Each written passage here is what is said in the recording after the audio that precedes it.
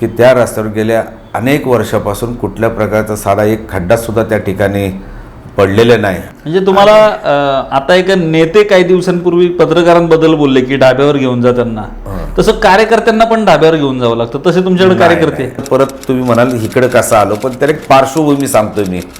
ते परत तुम्ही विचारणारच आहे, पण आताच त्या अनुषंगाने सांगतो. एक कार्यकर्ता, ज्या कार्यकर्त्याला सतरंजा उचलण्यापलीकडे कोणतीही व्हॅल्यू नसते. थोर निरूपणकार डॉक्टर नानासाहेब धर्माधिकारी, खरं आहे तो मुद्दा तुम्ही उपस्थित केला.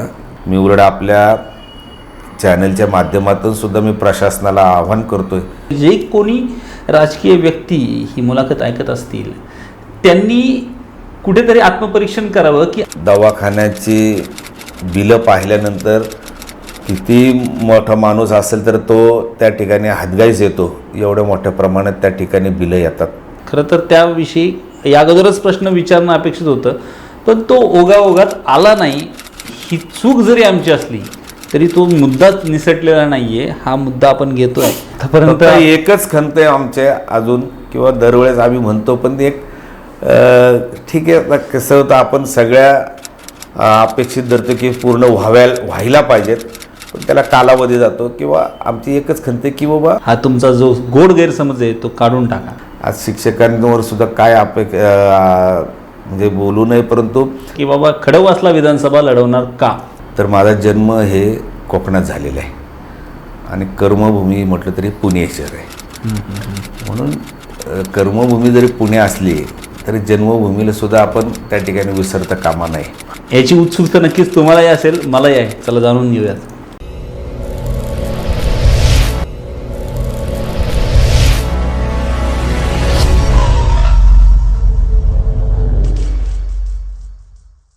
नमस्कार, चेकमेट टाइम्सच्या स्टुडिओमध्ये मी धनराज माने आपलं स्वागत करतो.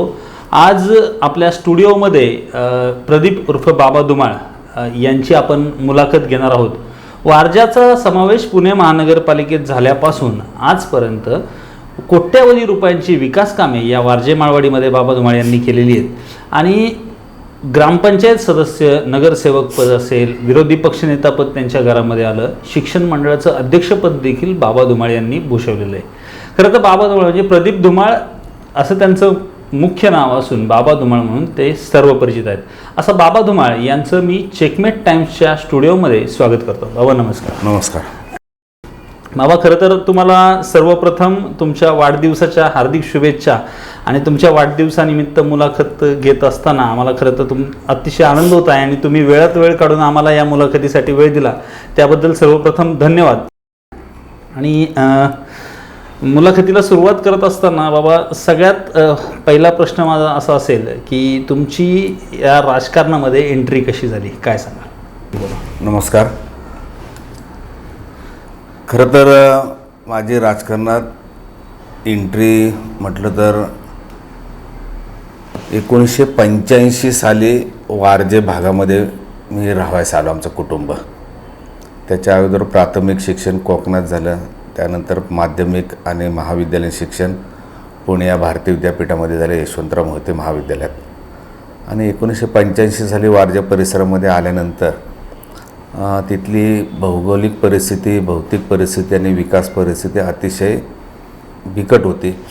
त्यावेळेस वारजे ग्रामपंचायतमध्ये होतं आणि ग्रामपंचायतचा तुटपुंजा बजेटमुळं त्या ठिकाणी एक तो हायवेच्या पलीकडचा विकसनशील भाग सर्व सोसायट्यांचा, आणि त्या ठिकाणी कुठल्या प्रकारच्या भौतिक सुविधा नव्हत्या.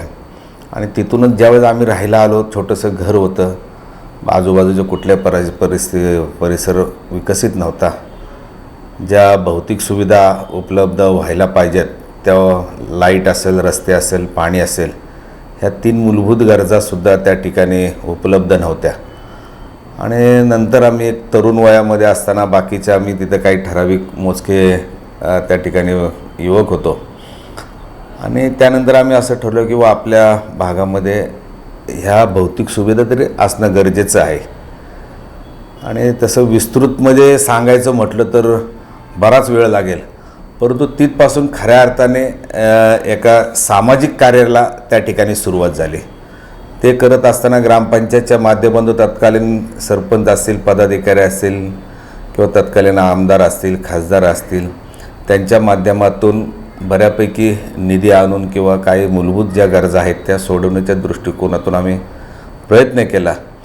आणि 1994ला ज्यावेळेस एक ग्रामपंचायतच्या निवडणुका लागल्या त्यावेळेस मी सुरुवातीला ती ग्रामपंचायतची निवडणूक लढवली. दुर्दैवाने त्या ठिकाणी थोड्याशा फरकाने त्या ठिकाणी पराभव झाला खरं. आणि तिथपासून खऱ्या अर्थाने राजकीय वाटचालीला माझी या ठिकाणी सुरुवात झाली. तर ग्रामपंचायतीच्या निवडणुकीच्या माध्यमातून सामाजिक कार्याला बाबांनी तशी सुरुवात केली. या काळामध्ये बाबांच्या बोलण्यातून असं लक्षात येतं की त्यांनी तिथून विकासाचा आराखडा डोक्यात बांधण्यास सुरुवात केला होता. तर मग बाबा, पुणे महानगरपालिकेची निवडणुकीला पहिल्यांदा तुम्ही कसे सामोरे गेलात, कसं यश आलं, त्यासाठी तुम्हाला काय प्रयत्न करायला लागले, काय सांगा? 1997 साली वारजे ही ग्रामपंचायत असताना त्या 1997 साली महानगरपालिकेमध्ये वारजेचा त्या ठिकाणी समावेश झाला. आणि खऱ्या अर्थाने 1997पासून महानगरपालिकेशी माझा त्या ठिकाणी प्रत्यक्ष अप्रत्यक्षरित्या त्या ठिकाणी संबंध आला, संपर्क आला, अधिकाऱ्यांशी संपर्क ठेवला. वारंवार पत्रव्यवहार असेल किंवा ज्या मूलभूत गरजा आहेत, दैनंदिन काही गरजा असतील, विकासाची कामं असतील, तर महापालिकेच्या माध्यमातून त्या ठिकाणी सोडवण्याचा मी त्या ठिकाणी प्रयत्न केला. आणि 2002ला ज्यावेळेस सार्वत्रिक महानगरपालिकेच्या सार्वत्रिक निवडणुका झाल्या त्या निवडणुकीमध्ये मला राष्ट्रवादी काँग्रेस पक्षाने त्या ठिकाणी उमेदवारी दिली. आणि त्या उमेदवारी दिल्यानंतर त्या निवडणुकीमध्ये मोठ्या फरकाने मी त्या ठिकाणी निवडून आलो. अतिशय कमी वय असेल किंवा कुठल्या प्रकारचा राजकीय वारसा नसेल. त्या निवडणुकीचं वैशिष्ट्य म्हणजे त्यावेळेस माझ्या विरोधात ज्या गटातून मी निवडणूक लढवत होतो त्या माझ्या विरोधातल्या गटामध्ये 2 विद्यमान त्यावेळेसचे नगरसेवक असताना मी निवडणूक लढलो आणि मोठ्या फरकाने त्या ठिकाणी निवडणूक मी विजयी झालो. चला, म्हणजे एक पहिल्याच निवडणुकीमध्ये एक मोठं टार्गेट तुम्ही पार केलं असं म्हणायला हरकत नाही. मग ह्या निवडणुकीत तुम्ही विजयी झाल्यानंतर वारजाचा कोणत्या प्रकारे विकास करावा असं तुमच्या डोळ्यासमोर काहीतरी ब्ल्यूप्रिंट असेल वारजाची, की अशा पद्धतीने विकास झाला पाहिजे, कोणती कामं रखडलेली आहेत, कोणत्या कामांना तुम्ही प्राधान्य दिलं, त्या काळामध्ये काय सांगा? ज्यावेळेस पहिल्यांदा निवडून आलो आणि त्या निवडून आल्यानंतर महानगरपालिकेमध्ये प्रवेश केला त्यावेळेस प्रशासनाने किंवा महापालिका आयुक्तांनी जे निवडून आलेल्या नगरसेवकांना त्यांच्या वार्डातील किंवा प्रभागातील ज्या काही मूलभूत विकासाचे कामांसाठी जो काही निधी उपलब्ध करायला पाहिजे किंवा कामं सुचवायचे असतात तर तशा पद्धतीचं आम्हाला त्या ठिकाणी सांगितलं. आणि सर्वप्रथम मी एक दृष्टिकोन ठेवला होता माझ्यासमोर की ज्या आपल्याला गेल्या अनेक वर्षापासून ज्या समस्या भेडसावत होत्या त्या समस्या पहिल्या आपण सोडवणं गरजेचं आहे. पाण्याचा प्रश्न असेल, ड्रेनेजचा प्रश्न असेल, लाईटचा प्रश्न असेल किंवा रस्त्याचा प्रश्न असेल, तो प्राधान्याने मी त्या कामांसाठी खऱ्या अर्थाने भरीव असे निधी महापालिकेकडून त्या ठिकाणी उपलब्ध करून घेतला. आणि खऱ्या अर्थाने त्या ठिकाणी वारजेच्या विकासाच्या दृष्टिकोनातून त्या ठिकाणी पावलं उचलण्याचा मी प्रयत्न केला. म्हणजे रस्ते, पाणी, वीज ही नागरिकांची मूलभूत गरज असते आणि ग्रामपंचायत काळातून आल्यामुळे त्यावेळेस पाण्याचे लाईन असतील, पाणी पुरवठा करणाऱ्या यंत्रणा असतील तेवढ्या सक्षम नव्हत्या. तर पहिल्यांदा कोणत्या भागामध्ये सर्वाधिक पाणी पोचवण्याचं तुम्ही काम केलं, कोणत्या भागामध्ये खूपच कोरड होती किंवा काय समस्या होत्या, कोणत्या भागामध्ये आतापर्यंत तुम्ही पाण्याच्या लाईन डेव्हलप केल्या, काय सांगा? साहजिकच हा एक राजकीय किंवा जो राजकीय प्रतिनिधी असतो तो ज्या भागात पहिला राहत असतो त्याचं त्या ठिकाणी प्रत्येकाचं दृष्टिकोन असतो की आपण ज्या भागात राहतो त्या ज्या भागातील नागरिकांनी आपल्याला त्या ठिकाणी प्रतिनिधित्व करण्याची जी संधी दिलेली असते तेथील भागाचा प्राधान्याने त्या ठिकाणी पहिला आपण विचार करत असतो. मला त्या ठिकाणी आवर्जून सांगावं असं थोडा वेळ जाईल, परंतु त्यावेळेस ज्या ठिकाणी मी राहतो त्या सोसायटी एरियामध्ये पाणी, महिला असेल, महिला तर पाणी कधी तुम्हाला आणताना दिसलीच नसेल. मी स्वतः सायकल असेल सायकलच्या कॅन लावून ते लोखंडी जे काय म्हणतात हुक त्याला तयार करून. हुक असून ते आम्ही कर्वेनगरला महर्षी कर्वे विद्यालय त्या ठिकाणी महानगरपालिकेचं नळकोंडाळं होतं. इथं वारजामध्ये सागर हॉटेलच्या तिथे चौधरी शाळेच्या तिथे एक नळकोंडाळं होतं आणि परुळेकर विहीर होती पूर्वी, तिथून आम्ही पाणी नेलेलं आहे. त्यामुळे मला प्राकर्षाने ही उणीव भासली की आपण पहिलं महिलांना पुरेसं पाणी त्या ठिकाणी दिलं पाहिजे. तो प्रश्न सोडवण्याच्या दृष्टिकोनातून मी प्राधान्याने महापालिकेकडे असेल किंवा तत्कालीन जे आमचे वरिष्ठ नेते मंडळी असतील, आमदार असेल, खासदार असेल, त्यांचा पाठपुरावा करून पाण्याच्या लाईननी त्या ठिकाणी पहिल्या टाकून घेतल्या. आणि खऱ्या अर्थाने साहजिकच माझा भाग सोसायटी भाग असल्यामुळं तिथं थोडंफार दुर्लक्षित एरिया होता आणि त्या भागामध्ये प्राधान्याने त्या सुविधा देण्याचा मी प्रामुख्याने प्रयत्न केला. टप्प्याटप्प्याने नंतर मग जो आमचा पहिला त्यावेळेस 2002ला निवडणूक ही 3 सदस्यीय वार्ड पद्धत होती आणि मग बाकीचे आमचे जे सहकारी होते त्यांच्या माध्यमातून मग आम्ही एकत्रित तो विकास आराखडा तयार केला आणि त्यांच्या माध्यमातून संपूर्ण प्रभागाचा कसा विकास होईल त्या दृष्टिकोनातून आम्ही त्या ठिकाणी पावलं उचलली. हे झालं पाण्याच्या जलवाहिन्या टाकण्यासाठी प्रयत्न केला. आता खरं तर तेव्हाची निवडणूक आणि आत्ताची निवडणूक, तेव्हाची पाण्याची समस्या, आत्ताची पाण्याची समस्या वेगळी. पण आत्ताही नागरीकरण वाढलं आहे, आपला प्रभाग मोठा झाला आहे, तर आता लोकांना पाणी पुरवण्यासाठी तुम्ही नवनवीन काय योजना राबवल्या, अशा कोणत्या पाण्याच्या सुविधा केल्या? म्हणजे आपला पाण्याचा मुद्द्यावर बोलणं चालू झालं ग्रामपंचायत काळापासूनचं, ते आपण आत्तापर्यंतचं कंटिन्यू करूया. तर मग तो एक मुद्दा पाण्याचा स्वतंत्र होऊन जाईल. तर आत्तापर्यंत तुम्ही काय काय केलं आहे पाण्यासाठी, तर ते पण थोडं जर कळलं तर नागरिकांना, वारजेकरांना आणि समस्त तशा नागरिकांना ते जाणून घ्यायला जास्त आवडेल. सुरुवातीला ग्रामपंचायत असताना त्या ठिकाणी PVC पाण्याच्या लाईन्स होत्या. 1 इंची 2 इंची रोज त्याची तुटफूट व्हायची. पाण्याचं त्या ठिकाणी अनेक ठिकाणी तुटल्यानंतर पाणी वाया जायचं आणि त्या ठिकाणी नागरिकांनासुद्धा शुद्ध पाणी त्या ठिकाणी मिळत नव्हतं, दूषित पाणी मिळायचं. म्हणून त्याच्यावर आम्ही संबंधित तज्ज्ञ अधिकाऱ्यांशी चर्चा करून बाबा बंद नळ पाणी योजना त्या ठिकाणी राबवणं गरजेचं आहे. प्रत्येकाच्या घराघरात त्या ठिकाणी कनेक्शन दिले पाहिजेत. पूर्वी ग्रामपंचायत असताना सार्वजनिक कोंडाळे असायचे आणि त्या ठिकाणी अनेक महिलांची भांडणं किंवा बाकीचे महिलांना खूप त्रास व्हायचा. म्हणून आम्ही सुरुवातीलाच नळ पाणी योजना राबवण्याचा प्रयत्न केला आणि सगळीकडे संपूर्ण वार्डात नळ पाणी योजना राबवून, पूर्वी जागतिक बँकेची टाकी होती वारजामध्ये आणि नंतर आम्ही वारजे जलशुद्धीकरण केंद्राची निर्मिती करून त्या ठिकाणी भरीव असं लोकांना किंवा नागरिकांना शुद्ध पाणी कसं मिळेल अशा दृष्टिकोनातून अनेक ठिकाणी टाक्या बसवून किंवा त्या माध्यमातून पाणी देण्याचा आम्ही त्या ठिकाणी प्रयत्न केलेला आहे. म्हणजे आज वारजामध्ये जलशुद्धीकरण सारखा प्रकल्प असेल तर तो प्रकल्प ची मागणी असेल किंवा 24/7 सारखी 24/7 समजा आता ह्या 5 वर्षामध्ये 24/7, पण पूर्वीपासून ज्या 2-3 टाक्यांची निर्मिती केली महानगरपालिकेच्या माध्यमातून त्याच्यातून पाणी पुरेसं देण्याच्या दृष्टिकोनातून आम्ही त्या ठिकाणी तिघे त्यावेळेस जे सहकारी असतील आमचे नगरसेवक त्यांना बरोबर घेऊन काम करण्याचा प्रयत्न केलेला आहे.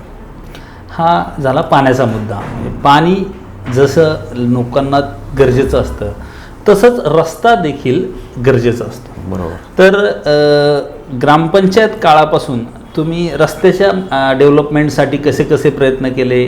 तेव्हा डांबरीकरण असेल, मातीचे रस्ते असतील, कच्चे रस्ते असतील, त्याचं कसं डेव्हलपमेंट केलं, काय सांगाल? खरं तर तुम्ही आता रस्त्याचा हा विषय काढला, पण त्याच्या अगोदर आम्ही त्यावेळेचे सगळे लोकप्रतिनिधी आम्ही एकत्रित एका विचाराचे होतो, एका पक्षाचे होतो.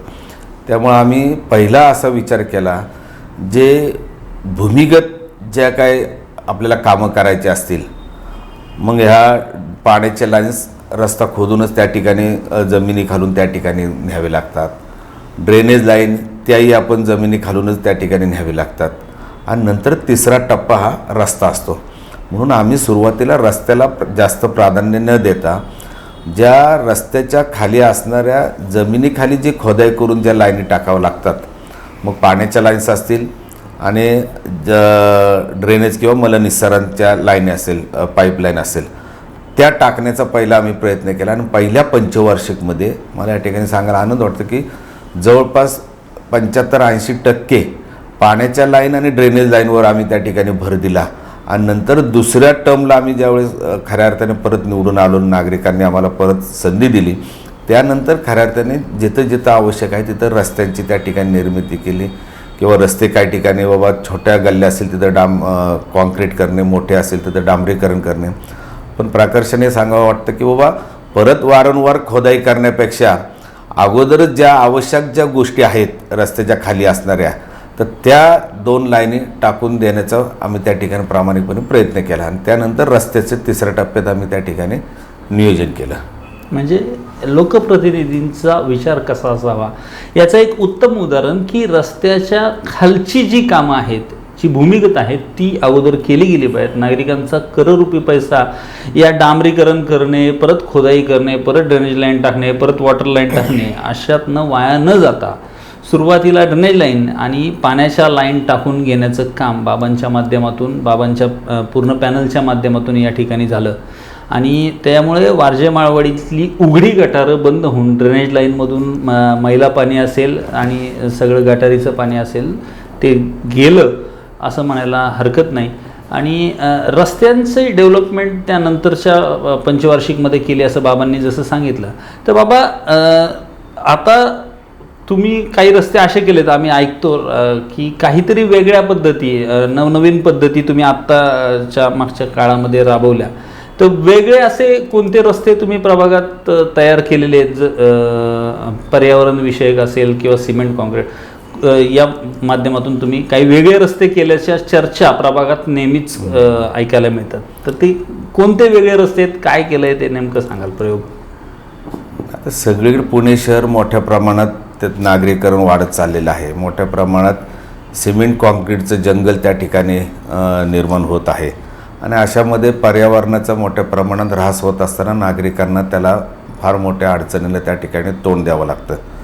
म्हणून आम्ही काही NGOच्या माध्यमातून प्लॅस्टिकचे रस्ता त्या ठिकाणी प्लॅस्टिकच्या माध्यमातून ते इथॉलियन हा पदार्थ तयार करून तो डांबरात मिसळून त्या ठिकाणी त्याचं मिश्रण करून त्याचा प्रक्रिया करून त्याचा रस्ता बनवण्याचं आम्ही त्या ठिकाणी केलं. मला या ठिकाणी आवर्जून सांगावं लागेल की त्या रस्त्यावर गेल्या अनेक वर्षापासून कुठल्या प्रकारचा साधा एक खड्डासुद्धा त्या ठिकाणी पडलेला नाही. आणि असं चांगल्या पद्धतीचा रस्ता प्लास्टिकयुक्त त्या ठिकाणी रस्ता निर्माण करण्याचा आम्ही त्या ठिकाणी प्रयत्न केला नाही. आणि तो यशस्वी पण त्या ठिकाणी झालेला आहे. मी खात्रीशीर सांगतो, तो रस्ता केला तो दर्जेदार. त्या कुठल्या प्रकारचं निसर्गाने किंवा वाहतुकीमुळे अशा पद्धतीचा तो रस्ता खड्डे झालेले नाहीत. आपण मानवनिर्मित किंवा काही अत्यावश्यक सुविधा त्या ठिकाणी उपलब्ध करण्याच्या दृष्टिकोनातून एखादी पाईपलाईन फुटली असेल, काय एखादी ड्रेनेज लाईन चोकअप झाली, मग त्याकरता जे खोदावं लागतं किंवा MSCBची केबल त्या ठिकाणी ब्रेक झाली, मग त्यासाठी ते रस्ते खोदले जातात. परंतु हा रस्ता मी खात्रीपूर्वक सांगतो की एक चांगल्या पद्धतीचा रस्ता त्या ठिकाणी आम्ही निर्माण केलेला आहे. म्हणजे बाबांच्या माध्यमातून झालेला हा रस्ता एक दर्जेदार रस्ता आहे. त्याचबरोबर बाबांनी आणखीन काही महत्त्वाकांक्षी रस्त्यांचे प्रकल्प प्रभागात हाती घेतलेले आहेत. त्याबद्दल तुम्हाला सगळ्यांना खरं तर माहीत आहे. पण काय होतं, काही गोष्टी आपल्याला माहीत असतात, काही अर्धवट माहीत असतात, काही जण दुसरे त्याचं मार्केटिंग करत असतात, दुसरे लोक श्रेय घेत असतात. त्यामुळं खरा पडद्यामागचा सूत्रधार कोण आहे हे कळत नसतं. त्यामुळं बाबा काही अशा रस्ते आहेत का की ज्याचं डेव्हलपमेंट खऱ्या अर्थाने तुम्ही वर्षानुवर्ष प्रयत्न करताय, किंवा असा उद्देश ठेवून टार्गेट बेस रोड आहेत किंवा ते रोड व्हायलाच पाहिजे, त्याच्यासाठी तुम्ही कोणत्या कोणत्या रस्त्यांसाठी प्रयत्न केलेत, कोणते रस्ते केलेत, काय सांगा? मी झालेल्या 2 रस्त्यांचं प्रामुख्याने मी त्या ठिकाणी उल्लेख करेन की म्हणजे मला नागरिकांनी जी आपलं प्रतिनिधित्व करण्याची जी संधी प्राप्त करून दिली, त्या संधीचा पुरेपूर त्या नागरिकांच्या विकासाच्या दृष्टिकोनातून मी प्रामाणिक म्हणून प्रयत्न केला. त्यामधील एक मी सांगू शकतो की बाबा वारजे डॉक्टर बाबासाहेब आंबेडकर चौकापासून जो तिरुपती नगर मोठी सोसायटी आहे किंवा आकाशनगर तो परिसर आहे, त्या परिसरामध्ये किंवा तिरुपती नगरमध्ये जाण्यासाठी जो रस्ता उपलब्ध होता तो खूप चढाचा किंवा उंचीवर असलेला रस्ता होता. म्हणजे ज्येष्ठ नागरिकांना जर त्या रस्त्याने पायी जायचं म्हटलं तरी 4 ते 5 ठिकाणी त्यांना विसावा घ्यावा लागायचा किंवा थांबावं लागायचं, बसावं लागायचं, असा रस्ता तो होता. तर मी पहिल्याच निवडणुकीमध्ये ज्यावेळेस निवडून आलो त्यानंतर तो रस्ता मी पहिला हाती घेतला आणि जवळपास तो त्या खालच्या मेन चौकातली लेवल आणि तिरुपती नगरचे रस्त्याची त्या गेटवरची लेवल जवळपास मी तो 11 फूट खोल रस्ता त्या ठिकाणी मी खोदून तो रस्ता त्या ठिकाणी निर्माण केलेला आहे. आजही तुम्ही तिथल्या तिरुपती नगर असेल किंवा त्या परिसरातील नागरिकांशी जरी विचारलं बाबा हा रस्ता कोणी केला तर तो रस्ता मी केला असं म्हणून ते लोक आवर्जून त्या ठिकाणी अभिमानाने त्या ठिकाणी सांगतात. तो एक मला एक जमेची बाजू किंवा माझ्या कारकिर्दीमध्ये एक अतिशय महत्त्वाचा रस्ता त्या ठिकाणी माझ्याकडून तो प्रश्न सुटला किंवा मी तयार केला हे मला आवर्जून त्या ठिकाणी सांगावं असं वाटतं. आणि दुसरा एक रस्ता म्हटलं तर आपण आत्ता जो वारजे सर्व्हिस रस्ता आहे, चर्च आहे तिथे, चर्च आणि पेट्रोल पंपाच्या मधून जो एक कॅनॉल जायचा, जलसंपदा विभागाचा एक कॅनॉल होता, तो वारजे डॉक्टर बाबासाहेब आंबेडकर चौकापर्यंत तो कॅनॉल होता पूर्वी. म्हणजे असं पूर्णपणे पाणी वाहतं होतं पाणी. तो रस्ता मी बंद पाईपलाईन टाकून तो रस्ता मी त्या ठिकाणी पूर्ण केला आणि आज तो रस्ता हजारो लोक किंवा लाखो लोक त्या ठिकाणी रोज दैनंदिन याच्यामध्ये वापरतात. त्यालाही मी त्या रस्त्याला मी थोर निरूपणकार डॉक्टर नानासाहेब धर्माधिकारी यांचं नाव देऊन तो रस्ता त्या ठिकाणी मी माझ्या कारकिर्दीमध्ये तो रस्ता पूर्ण करून नागरिकांसाठी खुला केला. आत्ताची परिस्थिती जर पाहिली तर आज पाहतो आपण की वारज्यामध्ये सर्वात मोठी समस्या भेडसावते ती ट्रॅफिकची. विशेष करून वारजे हायवे परिसरातील नागरिकांना फार मोठं वाहतूक कोंडीला सामोरं जावं लागतं. आणि ND रोडचं तर आहेच आहे प्रश्न, परंतु त्या वारजे हायवे सर्व्हिस रस्त्याचा जरी विचार केला तर त्या ठिकाणी सर्व्हिस रस्ता असेल किंवा त्याला पॅरेलल रस्ता असेल, पर्यायी रस्ता म्हणून त्या ठिकाणी डुक्करखिंड ते वारजे जुना जाकातना किंवा तिरुपती नगर हा 24 मीटर DP रस्ता त्या ठिकाणी फॉरेस्ट लगत असलेला रस्ता तो सध्या मी त्याच्यावर लक्ष केंद्रित केलेलं आहे की हा रस्ता लवकरात लवकर कसा नागरिकांना वापरता येईल की जेणेकरून हायवे सर्व्हिस रस्त्यावर येणारी वाहतूक कोंडी असेल की त्या रस्त्यावर येणारा ताण असेल नागरिकांचा त्याला पर्यायी रस्ता म्हणून त्या रस्त्याकडे मी जास्त लक्ष केंद्रित या ठिकाणी केले. जरी आज 2 वर्ष होत आली महानगरपालिकेमध्ये प्रशासन आहे, परंतु माझं एकही असा दिवस गेले नाही की त्या रस्त्यासाठी संबंधित अधिकारी असेल किंवा ज्या रस्त्यामध्ये येणारे काही जागा मालक असतील किंवा काहींची छोटी मोठी घरं असतील किंवा काही एन्क्लोजमेंट असेल त्या नागरिकांशी किंवा त्या लोकांशी चर्चा करून त्यांना एकत्रित आणून त्यांना त्यांच्या जागेच्या मोबदला कशा पद्धतीने महानगरपालिकेकडून त्या ठिकाणी दिला जाईल याचा मी पाठपुरावा त्या ठिकाणी करतो. आज मला या ठिकाणी सांगावं असं वाटतं की बऱ्यापैकी ते प्रश्न मी या ठिकाणी सोडवण्याचा प्रयत्न केला आणि त्याला यश आलेलं आहे. आणि हे जे एन्क्लोजमेंट आहेत जिथं जिथं काही ठराविक अर्धा 1-2 गुंठ्यावाली जी काही लोक आहेत तिथली त्यांना मोबदला देऊन त्या ठिकाणी त्यांचा तो प्रश्न सोडून त्यांना पर्यायी उपलब्धता करून तो रस्ता वाहतुकीसाठी मी त्या ठिकाणी खुला करण्याचा प्रयत्न करतो आहे. मला या ठिकाणी आवर्जून सांगावं असं वाटतं की प्रशासनाच्या मागे लागूनसुद्धा जरी आज प्रशासन असलं तरी आम्ही लोकप्रतिनिधी म्हणून त्या ठिकाणी अजूनही त्या ठिकाणी प्रशासनाच्या माध्यमातून जो निधी लागतो तो उपलब्ध करून देण्याचा प्रयत्न आम्ही त्या ठिकाणी करतो आहे. आणि या ठिकाणी हिल यू रेसिडेन्सी सोसायटी आहे तिथपर्यंत आत्ता तो 24 मीटर DP रस्ता झालेला आहे. त्याच्या पुढचा जो डुक्करखिंडीपर्यंत जाणारा तो रस्ता आहे त्या जागा मालक असतील, तिथले बांधकाम व्यावसायिक असतील किंवा तिथले काही स्थानिक लोक असतील त्यांच्याशी चर्चा करून त्या रस्त्याची जागासुद्धा महापालिकेकडे आता आम्ही हस्तांतरित करून घेतलेली आहे. त्यांना लागणारा मोबदला जो मिळणारा तो मोबदला देऊन येत्या काही दिवसामध्ये मोठा एक 8-15 दिवसामध्येच त्या रस्त्याचं सुद्धा भूमिपूजन आपण त्या ठिकाणी करतो आहे की जेणेकरून चौधरी जो रोजरी स्कूल समोरचा जो उड्डाण पूल आहे किंवा तो अंडरपास आहे, तिथला एखादा नागरिक जर यायचं म्हटलं तर तिथून त्या पुलाखालून त्या DP रोडनी तो जकात नाक्यावर त्या ठिकाणी जाऊ शकेल अशा प्रकारची व्यवस्था पुढच्या काही दिवसामध्ये आपण त्या ठिकाणी करतोय. ते एक समाधान आहे की त्या रस्त्याचा आपण एक पाठपुरावा करून लवकरात लवकर तो नागरिकांच्या पूर्णत्वाने त्या ठिकाणी रस्ता वापरण्यासाठी आम्ही त्या ठिकाणी उपलब्ध करून देतोय. आता बाबा, सुरुवातीलाच तुम्ही या रस्त्याचं सांगितलं की डॉक्टर बाबासाहेब आंबेडकर चौक ते तिरुपती नगर हा रस्ता करण्यासाठी तुम्ही प्रयत्न केला. त्या तिरुपती नगरपासून डुक्करखिंडीपर्यंतच्या रस्त्याचा महत्त्वाकांक्षी प्रकल्प तुमच्या माध्यमातून होतो आहे. मात्र त्याच तिरुपती नगरच्या इथे एक लायब्ररी तुम्ही उभी केली होती. काय सांगाल, त्यामागची काय तुमची संकल्पना होती आणि त्याच्यापासून काय फायदे होणार होते समाजाला, त्यासाठी तुम्ही काय प्रयत्न केले, हे पण आपल्या नागरिकांना जाणून घ्यायला आवडेल.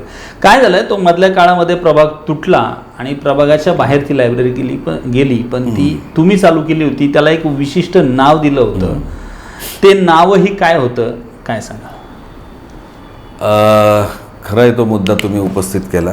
कारण 2012 साली त्या DPमध्ये, वारजेच्या DPमध्ये ते जे क्षेत्र होते त्याला सिटी लायब्ररी म्हणून त्या ठिकाणी रिझर्वेशन होतं.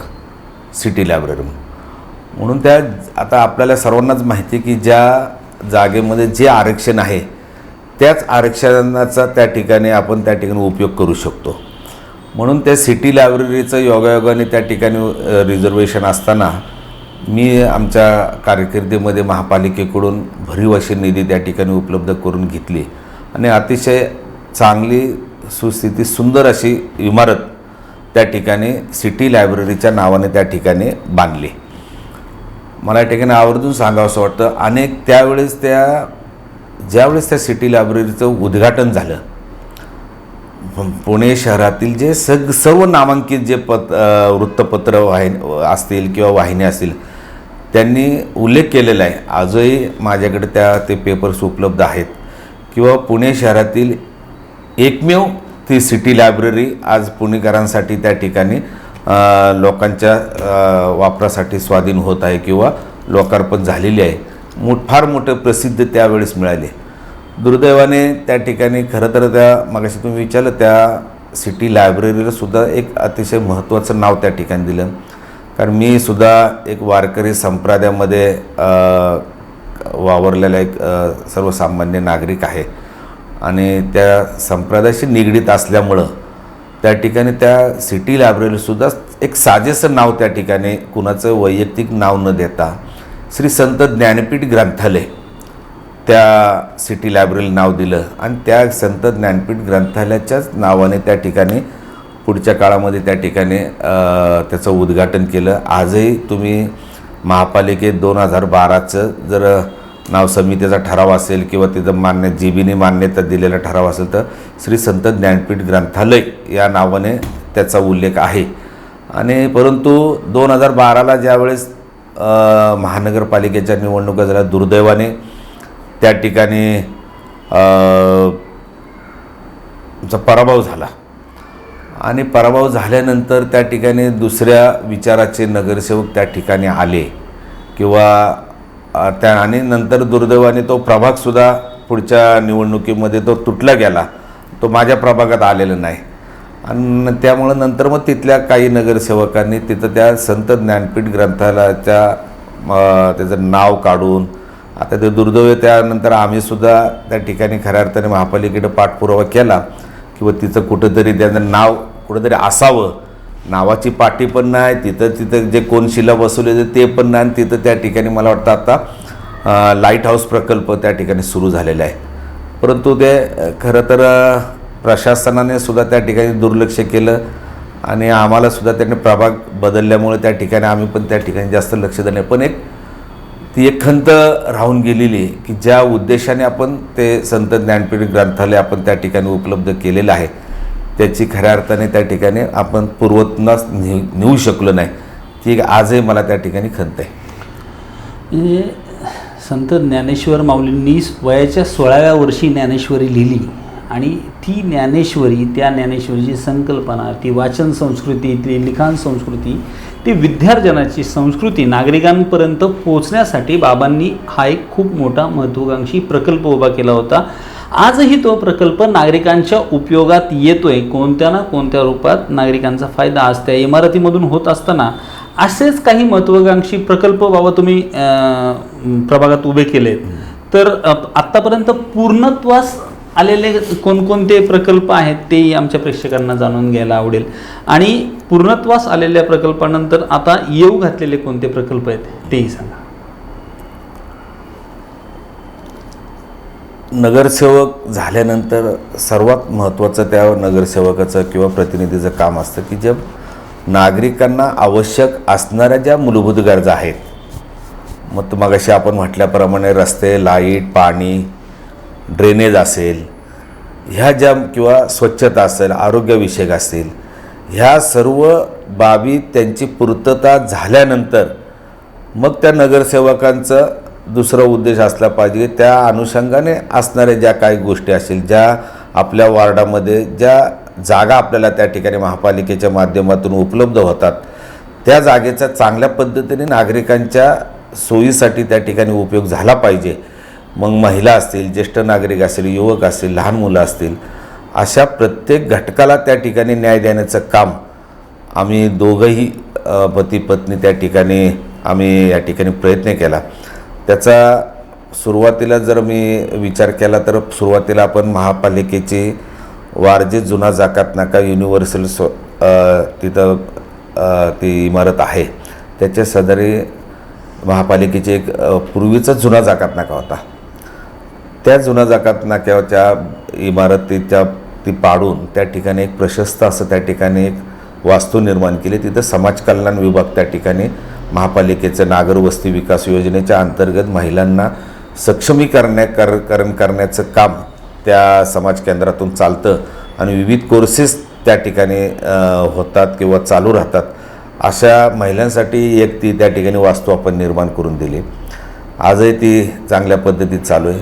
दुसरं आपण तिथून वरती पुढे गेले की मग अशी आपण उल्लेख केला श्री संत ज्ञानपीठ ग्रंथालय त्या ठिकाणी सुरू केलं. आज तिथं त्या ठिकाणी तरुणांना, युवक युवतींना कौशल्य विकास केंद्राच्या माध्यमातून काही कोर्सेस त्या ठिकाणी उपलब्ध करून त्या ठिकाणी दिले जातं. त्याच पॅरलर मागच्या साईडला आलो तर आपण ईशान नगरी किंवा शनी मंदिर तो परिसर आहे, तो 24 मीटर DP रस्त्यालगत. तिथं आपण एक प्रशस्त अशी बाल उद्यान त्या ठिकाणी निर्माण केलेले. आजही त्या सुस्थितीत आहे. तिथं बाल उद्यान होत असताना लहान मुलं मोठ्या प्रमाणात त्या ठिकाणी आज शेकडोनी मुलं, लहान मुलं त्या बाल उद्यानात येतात. त्याच्याबरोबर त्यांचे पालक असतात, ज्येष्ठ नागरिक असतात, महिला असतात. त्या बाल उद्यानाचा मोठ्या प्रमाणात त्या ठिकाणी नागरिकांना उपयोग होतो. आणि त्याच बाल उद्यानामध्ये आपण एक 3 मजली प्रशस्त अशी एक इमारत त्या ठिकाणी बांधलेली आहे. तर त्या इमारतीमध्ये सुद्धा आपण प्रत्येक मजल्यावर खालचं एक ज्येष्ठ नागरिकांसाठी एक आपण त्या ठिकाणी हॉल उपलब्ध करून दिलेलं विरंगुळा केंद्र, तिथं ज्येष्ठांसाठी मोठ्या प्रमाणात त्या ठिकाणी उपक्रम चालतात. दुसऱ्या मजल्यावर आपण महिलांसाठी काही योगा वर्ग असतील किंवा महिलांचे काही हास्य असतील, हास्य क्लब असतील, असे विविध उपक्रम त्या ठिकाणी चालतात. आणि तिसऱ्या मजल्यावर आपण आमचा एक जुना अतिशय जवळचा कार्यकर्ता होता की तो काही दीर्घ आजाराने त्या ठिकाणी आमच्यातून निघून गेला, त्याचं दुःखद निधन झालं. पण त्याची आठवण म्हणून आम्ही एक कैलासवासी अशोक रोडे ग्रंथालय त्या ठिकाणी किंवा अभ्यासिका त्या ठिकाणी निर्माण केली आणि तिथं चांगल्या प्रकारचं ग्रंथालय, अभ्यासिका त्या ठिकाणी आताही सुरू आहे. अशा प्रकारचा तो एक महत्त्वाकांक्षी तो प्रकल्प त्या ठिकाणी केला. त्याचबरोबर थोडंसं त्या 24 मीटर DP रस्त्याला हायवे त्या भागात आलो की एक छत्रपती शिवाजी महाराज जलतरण तलाव त्या ठिकाणी तरुणांना एक चांगल्या प्रकारचे पोहण्याचे किंवा व्यायामाचे किंवा इतरत्र बाकीचे उद्योगधंदे करण्यापेक्षा वाईट तर तिथे पोहण्यासाठी त्या ठिकाणी किंवा शरीरयष्टी चांगली निर्माण होण्यासाठी तिथे एक प्रशस्त असं त्या ठिकाणी तलाव बांधला. तलावाच्या वरतीसुद्धा आपण ज्येष्ठ नागरिकांना एक विरंगुळा केंद्र त्या ठिकाणी निर्माण करून दिलेलं आहे.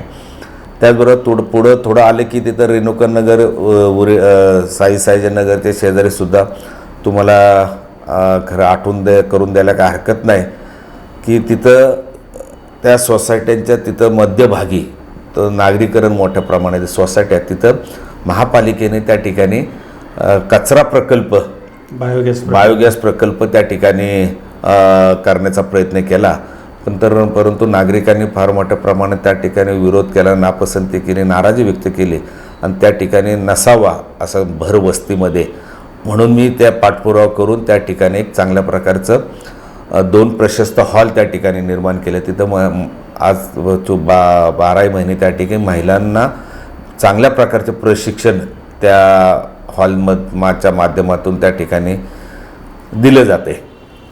दुसरं एक अतिशय महत्त्वाचं म्हणजे पुणे शहराच्या दृष्टिकोनातून आणि विशेष करून म्हणून वारजे, कर्वेनगर, कोथरूड असेल, मग आता शिवणे, उत्तमर, कोंडे, कोपरा असेल, बावधन असेल, ह्या भागातील नागरिकांसाठी फार मोठा प्रकल्प आपण महानगरपालिका आणि वन विभाग, महाराष्ट्र शासनाचा वन विभाग त्यांच्या माध्यमातून आत्ता पहिल्या टप्प्याचं 35 एकरमध्ये फार मोठं संजीवन वन उद्यान त्या ठिकाणी विकसित करतो आहे किंवा बऱ्यापैकी काम झालेलं आहे.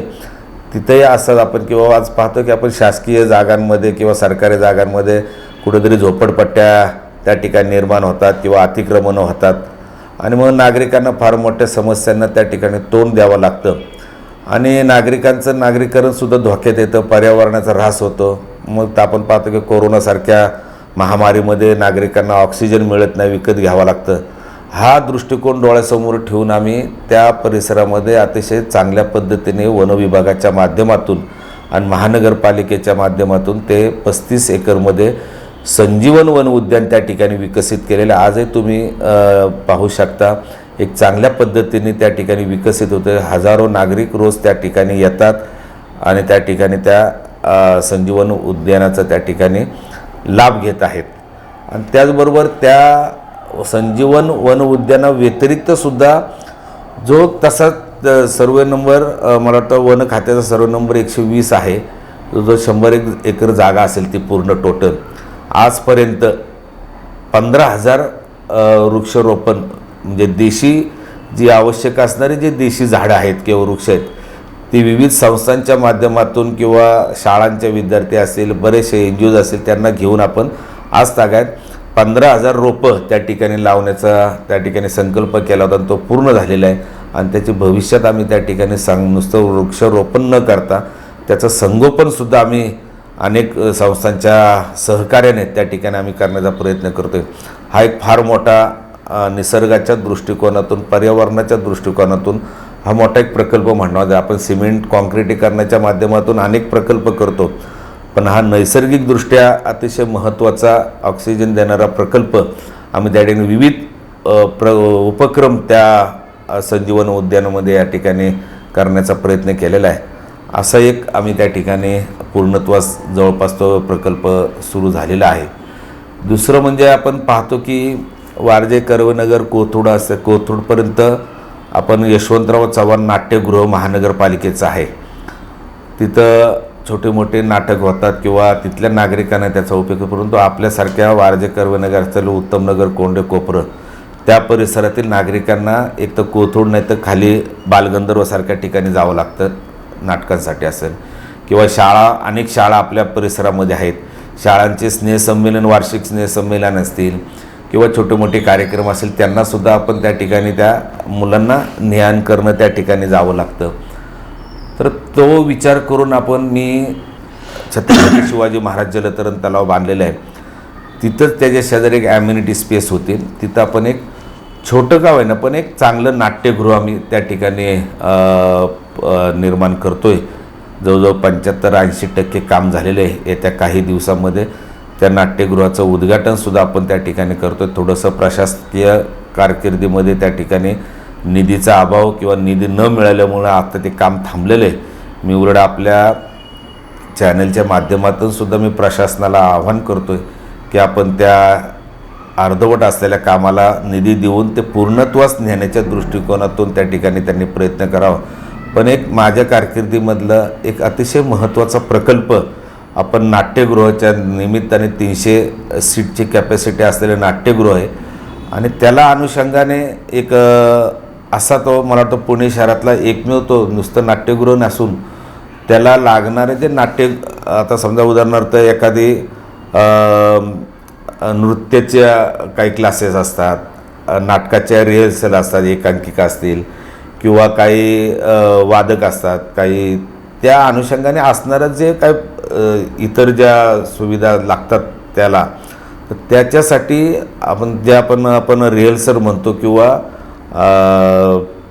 जे आपल्याला प्रॅक्टिससाठी जी जागा उपलब्ध लोकांना होत नाही, मग कुठल्या तरी महानगरपालिकेची शाळा असतील किंवा खाजगी संस्थांचे हॉल असेल त्या ठिकाणी जावं लागतं. तर त्याला न जाता त्याच ठिकाणी कशा पद्धतीने जागा उपलब्ध करून देता येईल अशा प्रकारचे 5 प्रशस्त हॉल आपण त्या ठिकाणी निर्माण करतो आहे आणि त्याला परंतु निधी अभावी थोडंसं ते काम थांबलं आहे. पण मला वाटतं आता येत्या काही दिवसामध्ये तेही आता पूर्ण होईल. पण एक चांगला प्रकल्प त्या ठिकाणी महापालिकेच्या माध्यमातून आणि आमच्या प्रयत्नातून त्या ठिकाणी करतो आहे. दुसरं एक अजून एक मोठा प्रकल्प चालू जो 2.5 ते 3 एकरमध्ये क्रीडा संकुल आपण त्या ठिकाणी उभारतो आहे. क्रीडा संकुलाचं सुद्धा काम सुरू झालेलं, काही मध्यंतरीच्या काळामध्ये निधी आणि काही जागेच्या थोड्याशा तांत्रिक अडचणीमुळं थोडं थांबलं होतं, पण आता प्राकर्षाने मोठ्या प्रमाणात ते फुल स्लोपने त्या ठिकाणी त्या क्रीडा संकुलाचं सुद्धा काम चाललेलं आहे आणि त्यामध्ये सुद्धा विविध क्रीडा स्पर्धा म्हणजे तिथलं लहानांपासून ज्येष्ठांपर्यंत त्या क्रीडा संकुलाचा प्रत्येकाला वापर होईल किंवा त्याला उपयोग होईल अशा प्रकारचं क्रीडा संकुल प्रशस्तपर्यंत त्या ठिकाणी आम्ही निर्माण करतो आहे. बाबांनी ही एवढी मोठी यादी एकाच प्रश्नामध्ये सांगितली, तर आता तुम्हालाही विचार पडला असेल की किती कामांचा हा मोठा हे आहे. मात्र ही कामं करत असताना खरं तर दोस्तीच्या दुनियेतील राजा माणूस बाबांना का म्हटलं जातं ते यातून समोर आलं की त्यांचे एक मित्र, एक कार्यकर्ता, ज्या कार्यकर्त्याला सतरंजा उचलण्यापलीकडे कोणतीही व्हॅल्यू नसते असं बोललं जातं, अशा कार्यकर्त्याचं नाव एका हॉलला देण्याचं कार्य बाबांनी केल्याचं त्यांच्या बोलण्यातून समोर आलं आहे.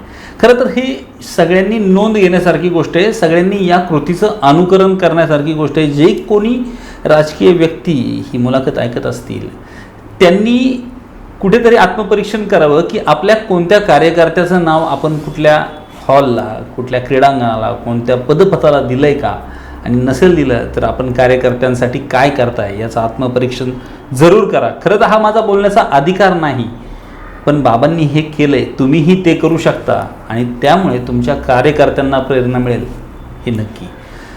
त्याचबरोबर बाबांनी निसर्गासाठी जे केलेलं मोठं काम आहे, तरुणांसाठी स्विमिंग पूल असेल, क्रीडांगणं असतील, हेही सांगितलं. बाबा पर्यावरणासाठी जे संजीवन उद्यान आहे त्याचबरोबर तुम्ही मियावाकी पद्धतीनं एक वृक्षारोपण केलेलं मला आठवतं आहे, वंदनाताई चव्हाण यांच्या हस्ते ते झालं होतं. त्याचबरोबर वृक्षारोपण आणि उद्यानांसाठी तुम्ही काय काय प्रयत्न केलेत, आपल्या भागात किती उद्यानं वृक्षारोपणं तुम्ही केलेत तेही जरा सांगितलं सविस्तरपणे, कारण का तोही तुमचा कामाचा आवाका खूप मोठा आहे. हे तसं वारजेकर जाणतात, सर्वांना माहीत आहे, पण तुमच्या तोंडून पुन्हा एकदा या मुलाखतीच्या माध्यमातून ऐकायला सगळ्यांनाच आवडेल. मी माझ्या कारकिर्दीमध्ये किंवा मिळालेल्या जी कारकीर्द आहे त्याच्यामध्ये जी महापालिकेच्या वतीने महापालिकेच्या जागेमध्ये 2 उद्यानं चांगल्या प्रकारची त्या ठिकाणी केलेली आहेत. एक तर ईशान नगरी शेजारील ते उद्यान बालोद्यान आणि त्यानंतर मेघवर्षा सोसायटीचं 24 मीटर डीपी रस्ता आहे त्याला लागूनच एक नाना नानी पार्क म्हणून त्या ठिकाणी डेव्हलप केलेली आहे. तिथं सुद्धा लहान मुलांना, ज्येष्ठांना, महिलांना त्या नाना नानी पार्कचा फार मोठा उपयोग त्या ठिकाणी होत आहे. आणि त्याच्या व्यतिरिक्त मग म्हटलं तर मग ते वन खात्याच्या जागेमध्ये अनेक संस्था बरोबर घेऊन मग कमिन्स कंपनीचे लोक असतील, डॉक्टर नानासाहेब धर्माधिकारी प्रतिष्ठानचे बैठकीच्या माध्यमातून त्या ठिकाणी जे दास असतात त्यांना बरोबर घेऊन असेल, काही सोसायट्यांचे प्रतिनिधी असतील, काही पर्यावरणावर काम करणारे जे NGOज असतात ते असतील, बांधकाम व्यावसायिक असतील, शाळा असतील, शाळांचे विद्यार्थी असतील आणि निसर्गप्रेमी अशांना बरोबर घेऊन जवळपास मागाशी सांगितल्याप्रमाणे 15,000च्या वर वृक्ष लागवड त्या ठिकाणी केलेली आहे आणि त्याची जोपासनासुद्धा आपण त्या ठिकाणी करण्याचा संकल्प आम्ही सोडलेला आहे की नुसतं झाडे लावून कुठंतरी हे करून त्याच्यापेक्षा त्याचं जोपासना 100% कशी झाडं जगतील त्याच्या दृष्टिकोनातून पुढच्या दिवाळीनंतर खरं तर आतापर्यंत पाऊस आहे, थोडंसं गारवा आहे, जमिनी ओले आहेत, परंतु दिवाळीनंतर ऑक्टोबर हीटनंतर खऱ्या अर्थाने त्यांना पाणी देण्याची गरज आहे. तर आता आम्ही विचार करतो किंवा पाणी कशा पद्धतीने मग काही रोटरी क्लब असेल, काही कमिन्स इंडिया कंपनीसारखी कंपन्या असतील, काही बांधकाम व्यावसायिक असतील, आपण त्यांच्याकडून फक्त झाडं लावून घेतले, पण त्यांच्याकडून आता आम्हाला काहीतरी घेण्याची पण काहीतरी बाबा पाण्याची व्यवस्था करण्यासाठी पाण्याच्या टाक्या असतील किंवा काय करता येईल तर त्याच्यासाठी सुद्धा आम्ही वन विभाग असेल, महापालिकेचं उद्यान विभाग असेल आणि काही निसर्गप्रेमी लोक असेल त्यांच्या सहकार्याने पाण्याची व्यवस्था आम्ही आता पुढच्या काही दिवसांमध्ये करण्याचा निर्णय घेतलेला आहे. बाबांनी खरं तर हा एक महत्त्वाचा मुद्दा सांगितला की ऑक्टोबर हीटनंतर तेथील वृक्षांना पाण्याची गरज लागणार आहे. मी या माध्यमातून ऐकणाऱ्या सर्व दर्शकांना आणि कंपन्यांना आवाहन करू इच्छितो की बाबांच्या या आवाहनाला प्रतिसाद देऊन त्या ठिकाणी पाण्याची व्यवस्था करण्यासाठी तुम्हीही मोलाचं योगदान देऊ शकता. प्रत्येक व्यक्तीने जरी एक बाटली रोज पाणी घालण्याचा संकल्प जरी केला तरी त्या झाडांची हिरवळ टिकून राहण्यास नक्कीच मदत होईल. बाबा, हे झालं वृक्षांचं. तुम्ही क्रीडांगणं देखील बरीचशी विकसित केली आहेत प्रभागामध्ये, तर ती किती आहेत, काय नावं आहेत, कोणत्या कोणत्या भागात आहेत हेही आमच्या प्रेक्षकांना जाणून घ्यायला आवडेल. कारण का उद्यानं खेळासाठी झाली, पण ती लहान मुलांसाठी झाली, आजी आजोबांसाठी झाली, मधल्या वयातल्या तरुणांसाठी तुम्ही जलतरण तलाव केला आहे, मोठं क्रीडा संकुल बांधताय, नाट्यप्रेमी रसिकांसाठी त्यात नाटकांमध्ये येणाऱ्या तरुणांसाठी थिएटर बांधताय, तसंच क्रीडांगणंसुद्धा तितकीच महत्त्वाची आहे. क्रीडाविषयक तुमचं काय कामकाज आहे ते जाणून घ्यायला आमच्या प्रेक्षकांना नक्की आवडेल. भौतिक सुविधा पूर्ण झाल्यानंतर खऱ्या अर्थाने सांस्कृतिक असेल, क्रीडा असेल किंवा साहित्य असेल किंवा इतर जे क्षेत्रामध्ये सुद्धा आपले भागातील बरीचशी मंडळी त्या ठिकाणी काम करताना आपण पाहतो आहे, त्यांनाही कुठंतरी चांगलं मुक्त व्यासपीठ त्या ठिकाणी निर्माण व्हावं. तर त्या दृष्टिकोनातून तो पुढच्या ह्याच्यामध्ये आपण तो सविस्तर बोलूच. पण जो आता आपण विचारला किंवा क्रीडाविषयक आपण जो प्रश्न निर्माण केलेला आहे तर तो क्रीडाविषयकसुद्धा आपण माझ्या त्या ठिकाणी नाथब्रह्म सोसायटी शेजारी जी एक ॲम्युनिटी स्पेस आहे तिथे एक चांगल्या प्रकारचं क्रीडा संकुल त्या ठिकाणी किंवा मैदान उपलब्ध. आज पाहतो आहे आपण की या सिमेंट कॉन्क्रीटच्या जंगलांमध्ये मुलांना आज जरी बाहेर पडले तरी डायरेक्ट कॉन्क्रीट किंवा सिमेंटच्या रस्त्यावर त्या ठिकाणी पाय ठेवावा लागतं, माती लागत नाही. बरोबर, माती लागत नाही पायाला. तर तो आपण पूर्ण मातीचा ते मैदान आपण त्या ठिकाणी 3 ठिकाणी आपण उपलब्ध करून दिलेले आहेत. एक नाथब्रह्म सोसायटी शेजारी पूर्ण लाल मातीचं मैदान तिथं तयार केलेलं, मग तिथं विद्यार्थी मुलं आपापल्या पद्धतीने काय खेळ खेळायचे ते खेळत असतात. त्याला जॉगिंग ट्रॅक दिलेला आहे, तिथं लोक जॉगिंग करतात. त्याचप्रमाणे ईशाननगरी शेजारीसुद्धा एक मैदान उपलब्ध करून तिथंही मातीचंच त्या ठिकाणी ट्रॅक आणि मैदान त्या ठिकाणी उपलब्ध करून दिलेलं आहे. साईनगरच्या शेजारीसुद्धा त्या ठिकाणी तशाच प्रकारचं मैदान त्या ठिकाणी उपलब्ध करून दिले आहे. आणि अशा मातीच्या मुलांनासुद्धा मातीला हात गेला पाहिजे, मातीला पाय लागले पाहिजेत म्हणून आपण दर दिवाळीमध्ये सुद्धा मातीच्या, आता पूर्वीचा दिवस आता राहिलेला नाही. आज पाहतो आपण की दिवाळी म्हटलं की आपण सुद्धा माती, दगड, धोंडे आपण डोंगरावरून आणून त्या ठिकाणी किल्ले बनवतो किंवा काय. तर मी एक सुरुवातीपासून आपण एक मोठं मैदान त्या ठिकाणी उपलब्ध करून देतो की तिथं आपण काही ठराविक जागा त्या मुलांना उपलब्ध करून देतो. तिथं त्यांनी माती देतो, दगडी देतो, लागणारं साहित्य असेल, पाणी असेल ते देतो. ज्यांना तिथं येऊन किल्ले करायचे तिथं ते किल्ले करतात, तिथं सहभाग घेतात. किंवा ज्यांना बाबा आपल्या घरापाशी किल्ला करायचा असेल ते माती, दगड, माती त्यांना उपलब्ध करून त्या ठिकाणी किंवा किल्ल्यांविषयी ऐतिहासिक किल्लेसुद्धा जतन राहिले पाहिजे किंवा त्यांनाही त्या ऐतिहासिक किल्ल्याचं महत्त्व त्या ठिकाणी कळालं पाहिजे. ह्या दृष्टिकोनातून सुद्धा म्हणजे तो एक खेळाचाच भाग आहे. तर तशाही प्रकारचं आपण खेळाच्या माध्यमातून किंवा त्या माध्यमातून खेळाला प्राधान्य देण्याचा आम्ही त्या ठिकाणी प्रयत्न करत असतो. सिप्ला हॉस्पिटलच्या शेजारी तर त्या ठिकाणी सुद्धा आपण एक मैदान, आता मुलं बरीचशी फुटबॉल असेल, बास्केटबॉल असेल किंवा इतर खेळसुद्धा क्रिकेटचे छोटे मोठे असेल तिथं सामने होतात. तिथेही ते मातीच्या मैदानामध्ये त्या ठिकाणी मुलं त्या ठिकाणी त्याचा चांगल्या प्रकारचा आस्वाद घेत असतात. आता मैदानातून दिवाळीमध्ये आलात बाबा. आता दिवाळी म्हटलं की सगळ्यांचा आवडता सण. तर दिवाळीमध्ये तुम्ही कोणते कोणते उपक्रम राबवता जे की महिलांसाठी असतील किंवा दिवाळी पहाट असेल, असे कोणते उपक्रम राबवतात तेही? आता काय दिवाळीचा विषय आला म्हणून तो दिवाळीच्या विषयात दिवाळीचे कोणते उपक्रम राबवता? आणि का विकास कामांबरोबर आपल्याला उपक्रमांची रेलचेल सुद्धा गरजेची असते. आणि नुसतं विकासाच्या मुद्द्यावर बोलत असताना खरं तर या उपक्रमांना देखील ऐकणं गरजेचं आहे, ते जाणून घेणं आपल्याला गरजेचं आहे. दिवाळी असेल आणि इतरही कोणकोणते उपक्रम तुम्ही नागरिकांसाठी राबवत असता, काय सांगा? नाही, आपण म्हटलं ते बरोबर आहे की नागरीकरण वाढत असते. विविध क्षेत्रातील लोक आपल्या भागामध्ये येत असतात. आज पुणे शहरातून बरीचशी मंडळी ह्या उपनगरामध्ये राहावयास येतात. त्या पुणे शहरामध्ये अनेक त्या ठिकाणी सांस्कृतिक, आपण म्हणतो की पुणे शहर हे विद्येचं माहेरघर आहे, सांस्कृतिक शहर आहे. तर त्याचीच ओढण्याचं काम आम्ही ह्या उपनगरामध्ये आम्ही सर्वजण मंडळी आम्ही त्या ठिकाणी सार्वजनिक जीवनामध्ये काम करत असताना आपल्याही नागरिकांना पुणे शहराचा ज्याप्रमाणे त्या ठिकाणी जी सगळी उपलब्धता होते ती आपल्या भागामध्ये सुद्धा उपलब्धता व्हावी ह्या दृष्टिकोनातून आम्ही सुरुवातीला, आता तुम्ही दिवाळीत पण नवरात्रात येतो अगोदर, नवरात्रामध्ये आम्ही एक मोठं सांस्कृतिक नवरात्र महोत्सव आम्ही त्या ठिकाणी साजरा करत असतो.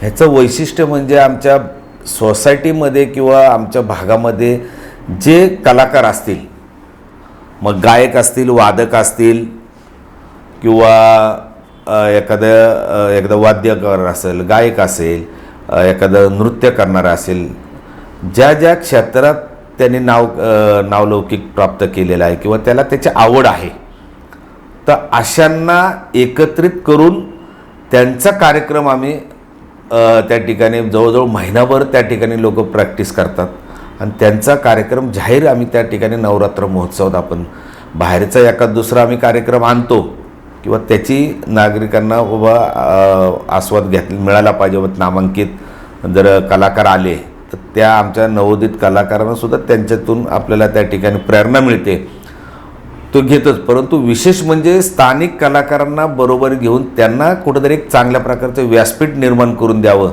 ह्या उद्देशाने आम्ही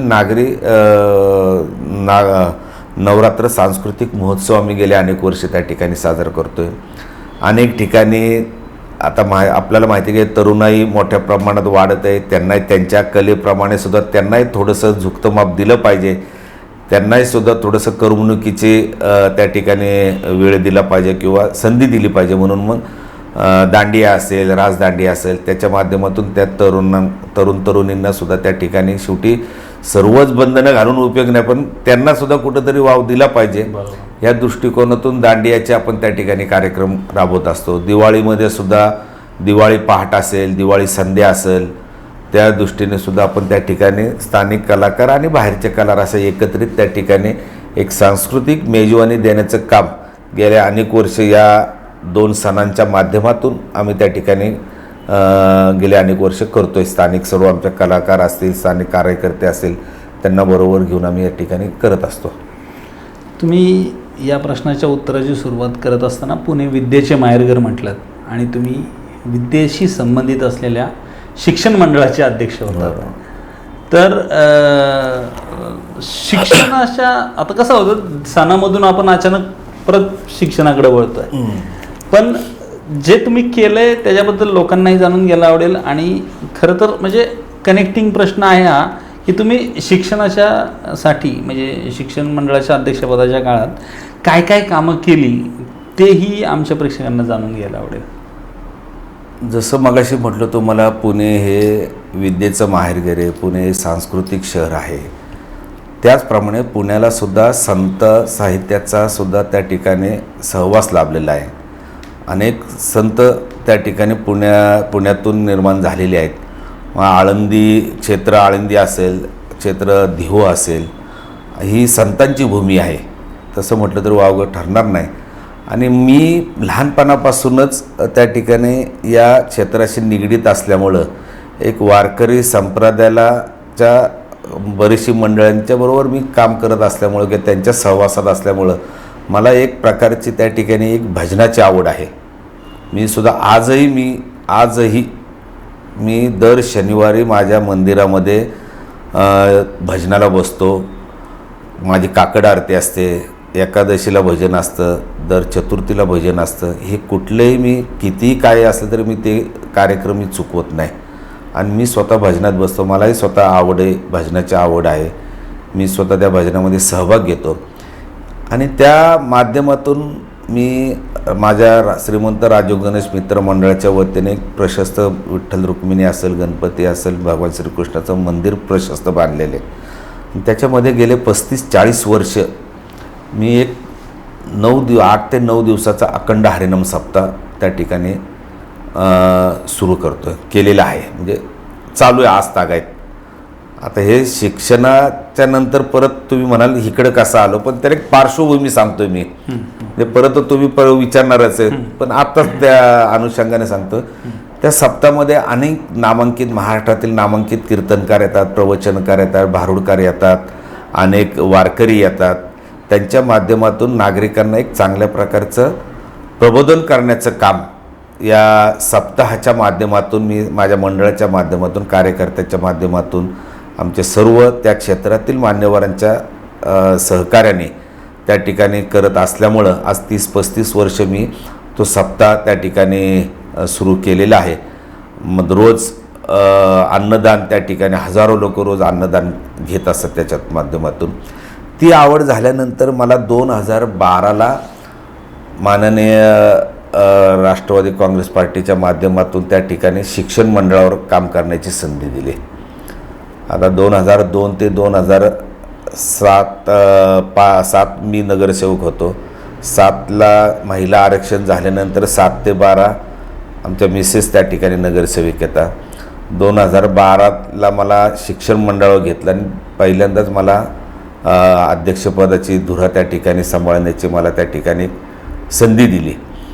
मग मी थोडासा अभ्यास केला की बाबा शिक्षण मंडळात आपल्याला काय काय नवीन उपक्रम, ते नुसतं शिक्षकी ज्ञान देण्यापेक्षा त्याला शिक्षणाला अनुसरून जर आपल्याला विद्यार्थ्यांना एक कलेचं ज्ञान जर आपण दिलं तर त्यांना पुस्तकी ज्ञानाव्यतिरिक्त सुद्धा आणखी काही आपल्याला त्यांना देता येईल, की समाजामध्ये तो मोठा झाल्यानंतर बाहेर पडल्यानंतर त्याच्या कुठल्या तरी अंगात एक तरी कला असावी.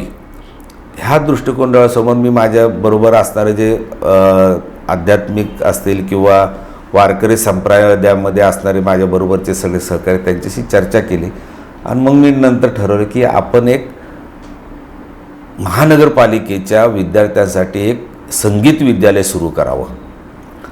मग ते मला आठवतं 9 म्हणजे मला वाटतं उद्याच वाढदिवस माझा आहे आणि वाढदिवसाच्याच म्हटलं 9 ऑक्टोबर 2013ला का 14ला मी त्या वाढदिवसाच्याच दिवशी त्या संगीत विद्यालयाची स्थापना केली किंवा उद्घाटन केलं.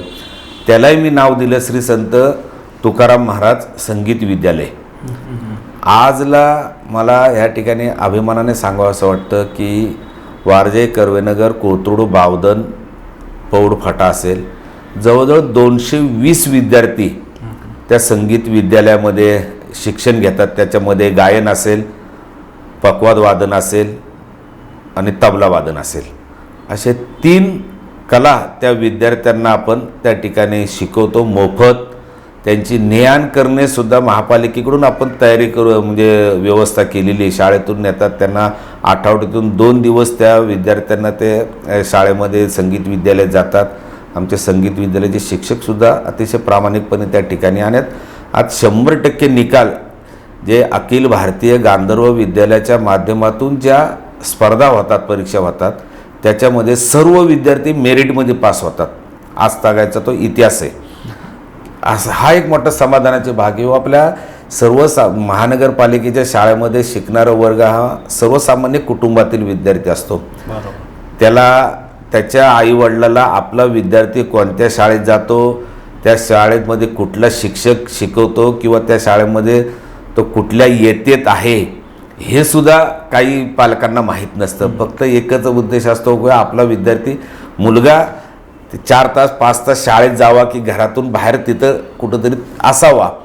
तिथं मग ते शाळेतून त्या आपण शिक्षण मंडळाच्या माध्यमातून सर्व मोफत सर्व देत असतो. वह्या, पुस्तके, दप्तर,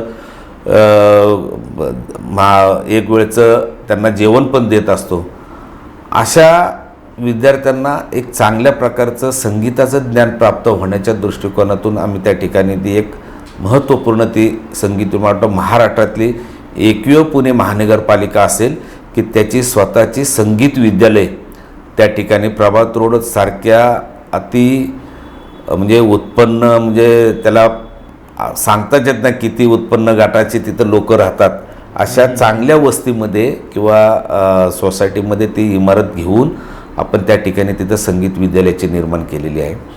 त्याचबरोबर मगाशी तुम्ही म्हटलं क्रीडा क्षेत्रामध्ये सुद्धा आपल्याला थोडीफार मी 2 क्रीडा निकेतनची शाळा, एक हडपसरला एक केली आणि एक येरवडा परिसरात मी अध्यक्ष असताना ही संगीत विद्यालय आणि 2 क्रीडा विद्यालय असे हे 3 प्रकल्प मी त्या ठिकाणी माझ्या कारकिर्दीमध्ये त्या ठिकाणी सुरू केले ना आज तागायत मी आजही आठवड्यातून 15 दिवसातून महिन्यातून का होईना त्या 3 प्रकल्पाला भेट देत असं. म्हणजे आज मी नगरसेवक नसलो किंवा असलं प्रशासक असला तरी मी आजही जातो. गेल्या महिन्यात त्या शाळेच्या विद्यार्थ्यांचं स्नेहसंमेलन मी नाट्यगृहामध्ये मोठ्या प्रमाणात व्यासपीठावर केलं आणि चांगले नामांकित त्या ठिकाणी जे कलाकार तिथं आणून त्या कलाकारांच्या समोर विद्यार्थ्यांनी सादरीकरण केले.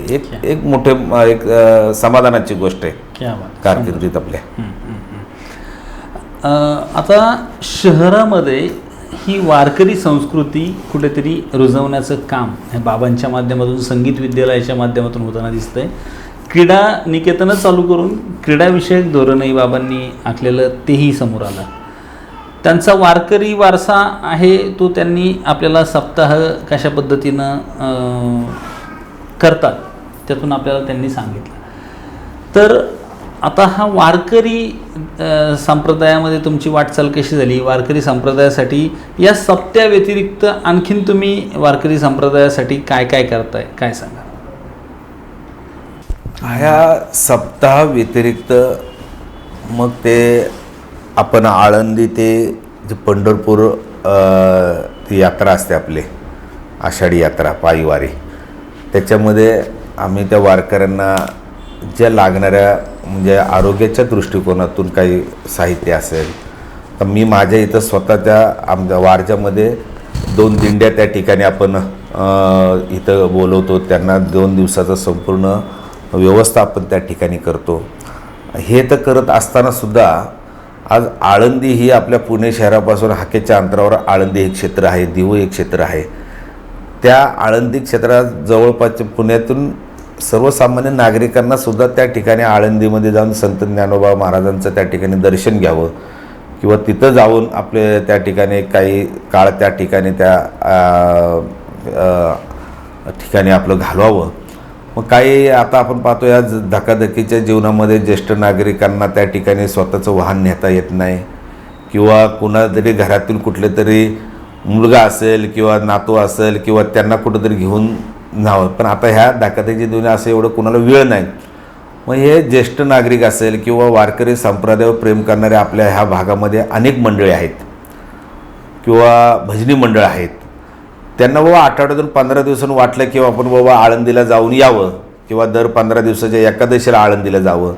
मग कुठं एकत्रित जाण्याच्या दृष्टिकोनातून साधन तिथं त्या ठिकाणी उपलब्ध नव्हतं. मग स्वतःची गाडी असेल किंवा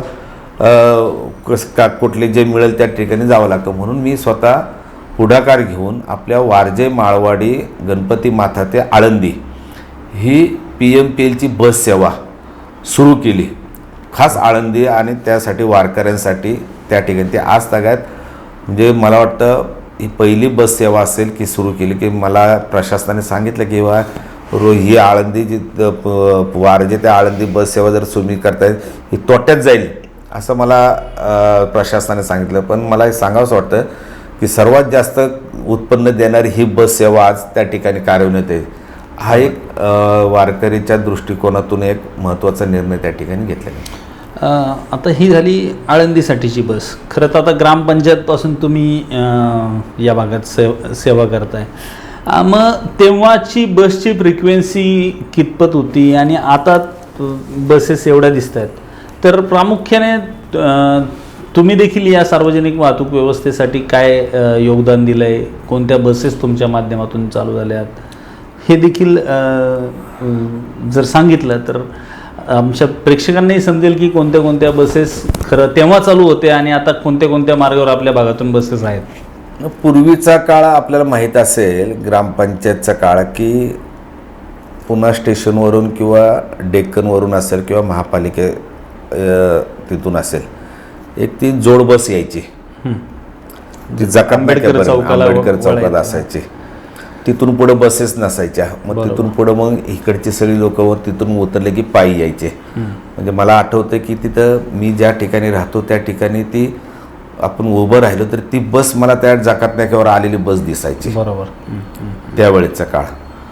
आणि नंतर जसं नागरीकरण वाढत गेलं, लोकसंख्या वाढत गेली, विकासाची कामं होत गेली, त्यानंतर मग खऱ्या अर्थाने नागरिकांना सुद्धा शहरात जाणं किंवा आपापल्या कामावर जाणं किंवा काही कामानिमित्त बाहेरगावी जाणं असेल, मग सार्वजनिक वाहतूक व्यवस्थासुद्धा चांगल्या पद्धतीच्या आपल्या लोकांना त्या ठिकाणी उपलब्धता व्हावी ह्या दृष्टिकोनातून मग मी PMPLशी ज्यावेळेस नगरसेवक म्हणून झालो आम्ही, त्यावेळेस पाठपुरावा करून अनेक बसेस रूट त्या ठिकाणी उपलब्ध करून दिला. मग बाबा स्टेशन ते आमचं ईशाननगरी शनी मंदिर असेल किंवा सिप्ला हॉस्पिटलपासून कॉर्पोरेशन असेल किंवा अनेक गणपती माता असेल, जिथं जिथं आपल्याला बसच्या रूट त्या ठिकाणी आपल्याला निर्माण करता येईल किंवा जिथं रस्ते रुंद आहेत त्या ठिकाणी कशा पद्धतीने बस मार्ग त्या ठिकाणी सुरू करता येईल.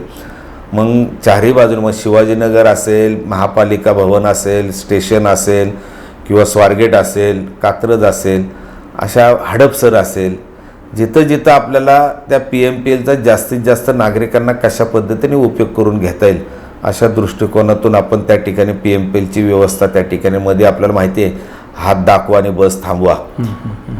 ते आले एक 5 रुपयात बसमध्ये जनता बस ती सुद्धा आपण ते ठीक आहे बाबा, प्रशासनाला ते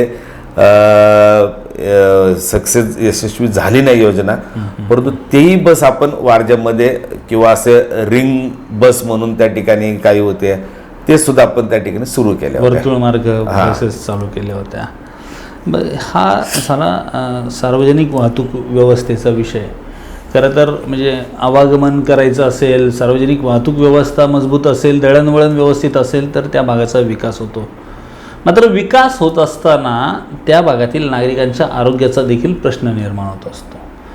आणि ग्रामपंचायत काळामध्ये जिल्हा रुग्णालय या भागात नव्हतं. मग रुग्णालय असेल, आरोग्यसेवा असेल, तर बाबा तुम्ही या भागातील नागरिकांच्या आरोग्यासाठी तुम्ही काय आरोग्यसेवा त्यांना मिळण्यासाठी काय प्रयत्न केले, काय काय प्रकल्प उभे केले, ते आता काय परिस्थितीमध्ये आहे, त्यावर किती नागरिक लाभ घेत आहेत, काय सांगाल?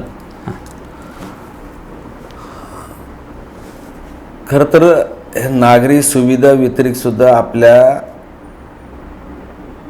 भागातील नागरिकांना आरोग्याच्या सुद्धा सुविधा चांगल्या पद्धतीने मिळायला पाहिजे. कारण आपण पाहतो की आज दवाखान्याची बिलं पाहिल्यानंतर किती मोठा माणूस असेल तर तो त्या ठिकाणी हातगाईच येतो, एवढ्या मोठ्या प्रमाणात त्या ठिकाणी बिलं येतात आणि ते पूर्ण करू शकत नाही. किंवा काही अंश असं आपण पाहतो किंवा ते बिलांची रक्कम बघूनच तो अर्धा त्या ठिकाणी तो पेशंट असेल किंवा पेशंटचा नातेवाईक त्या ठिकाणी तो हातबल होतो. म्हणून मी महापालिकेतसुद्धा मला वाटतं 2002ला आम्ही पहिल्यांदा गेलो, त्यावेळेस राष्ट्रवादी काँग्रेस पार्टीची आणि काँग्रेसची सत्ता होती. त्यावेळेस आम्ही त्या ठिकाणी ते एक शहरी गरीब योजना आणली.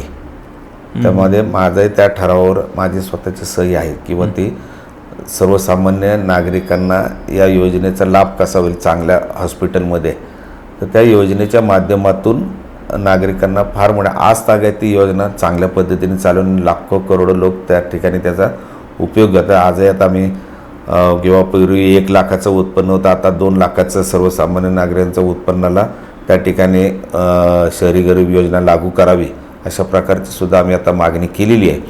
तर त्या सुरुवातीला शहरी गरीब योजना, नंतर मग वारजामध्ये सुद्धा आपल्या परिसरात अनेक त्या माध्यमातून महापालिकेचे जे दवाखाने आहेत, मग सुतार दवाखाना असेल, त्यावेळेस खालचा मंगळवार पेठेतला कमला नेहरू हॉस्पिटल असेल किंवा मुख्य आरोग्य विभाग, त्यांच्या माध्यमातून आता कसं सार्वजनिक जीवनात काम करताना कुठल्या माध्यमातून त्या ठिकाणी नागरिकांची सेवा करण्याचा आम्ही त्या ठिकाणी संधी आपण शोधतच असतो.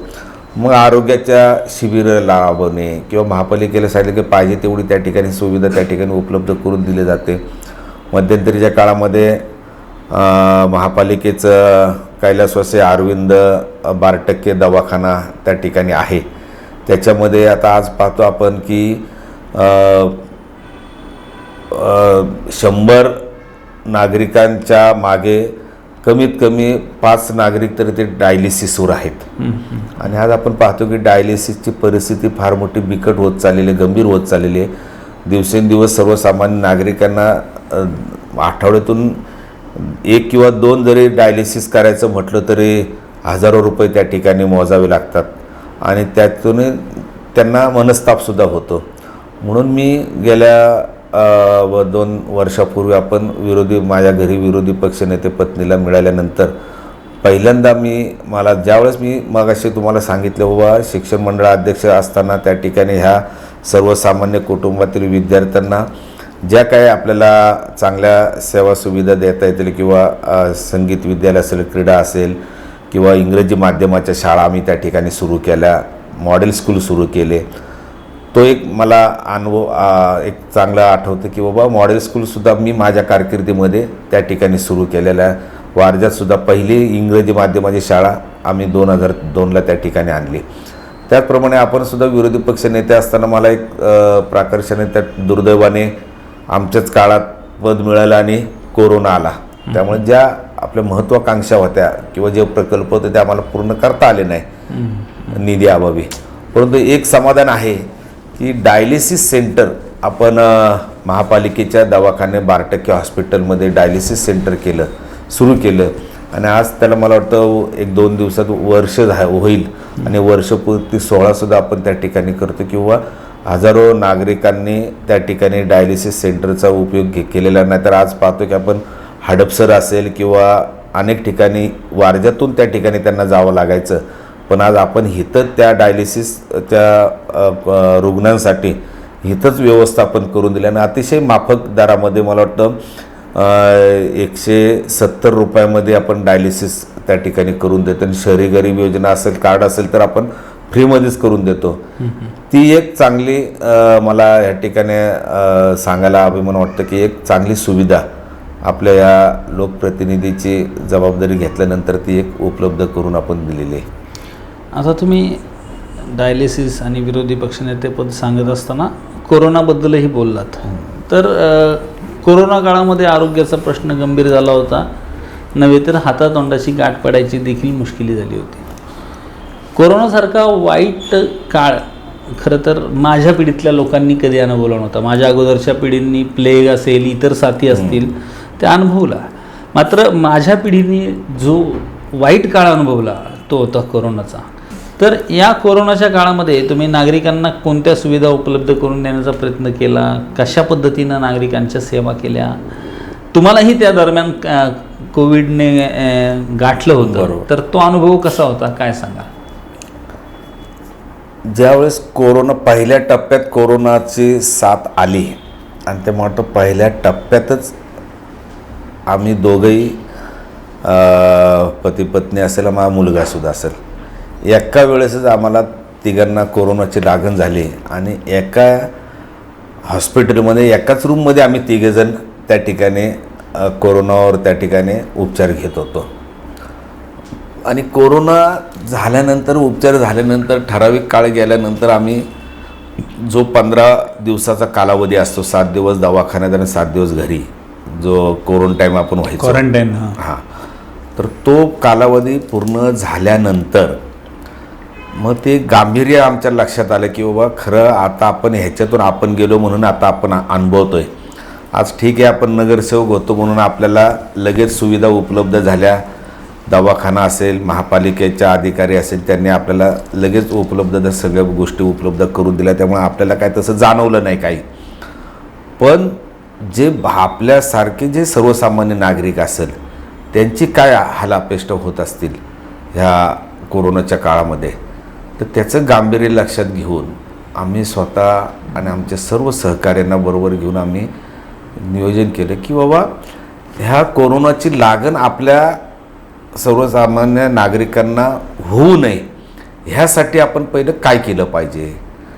तर मग आम्ही एक काम केलं किंवा आरोग्य जे आपले अधिकारी असतील, तज्ज्ञ असेल, बाबा आम्ही काय केलं पाहिजे, मग त्यांचा सल्ला घेऊन किंवा प्रत्येक बाबा त्यावेळेस आपल्याला माहिती आहे की बाबा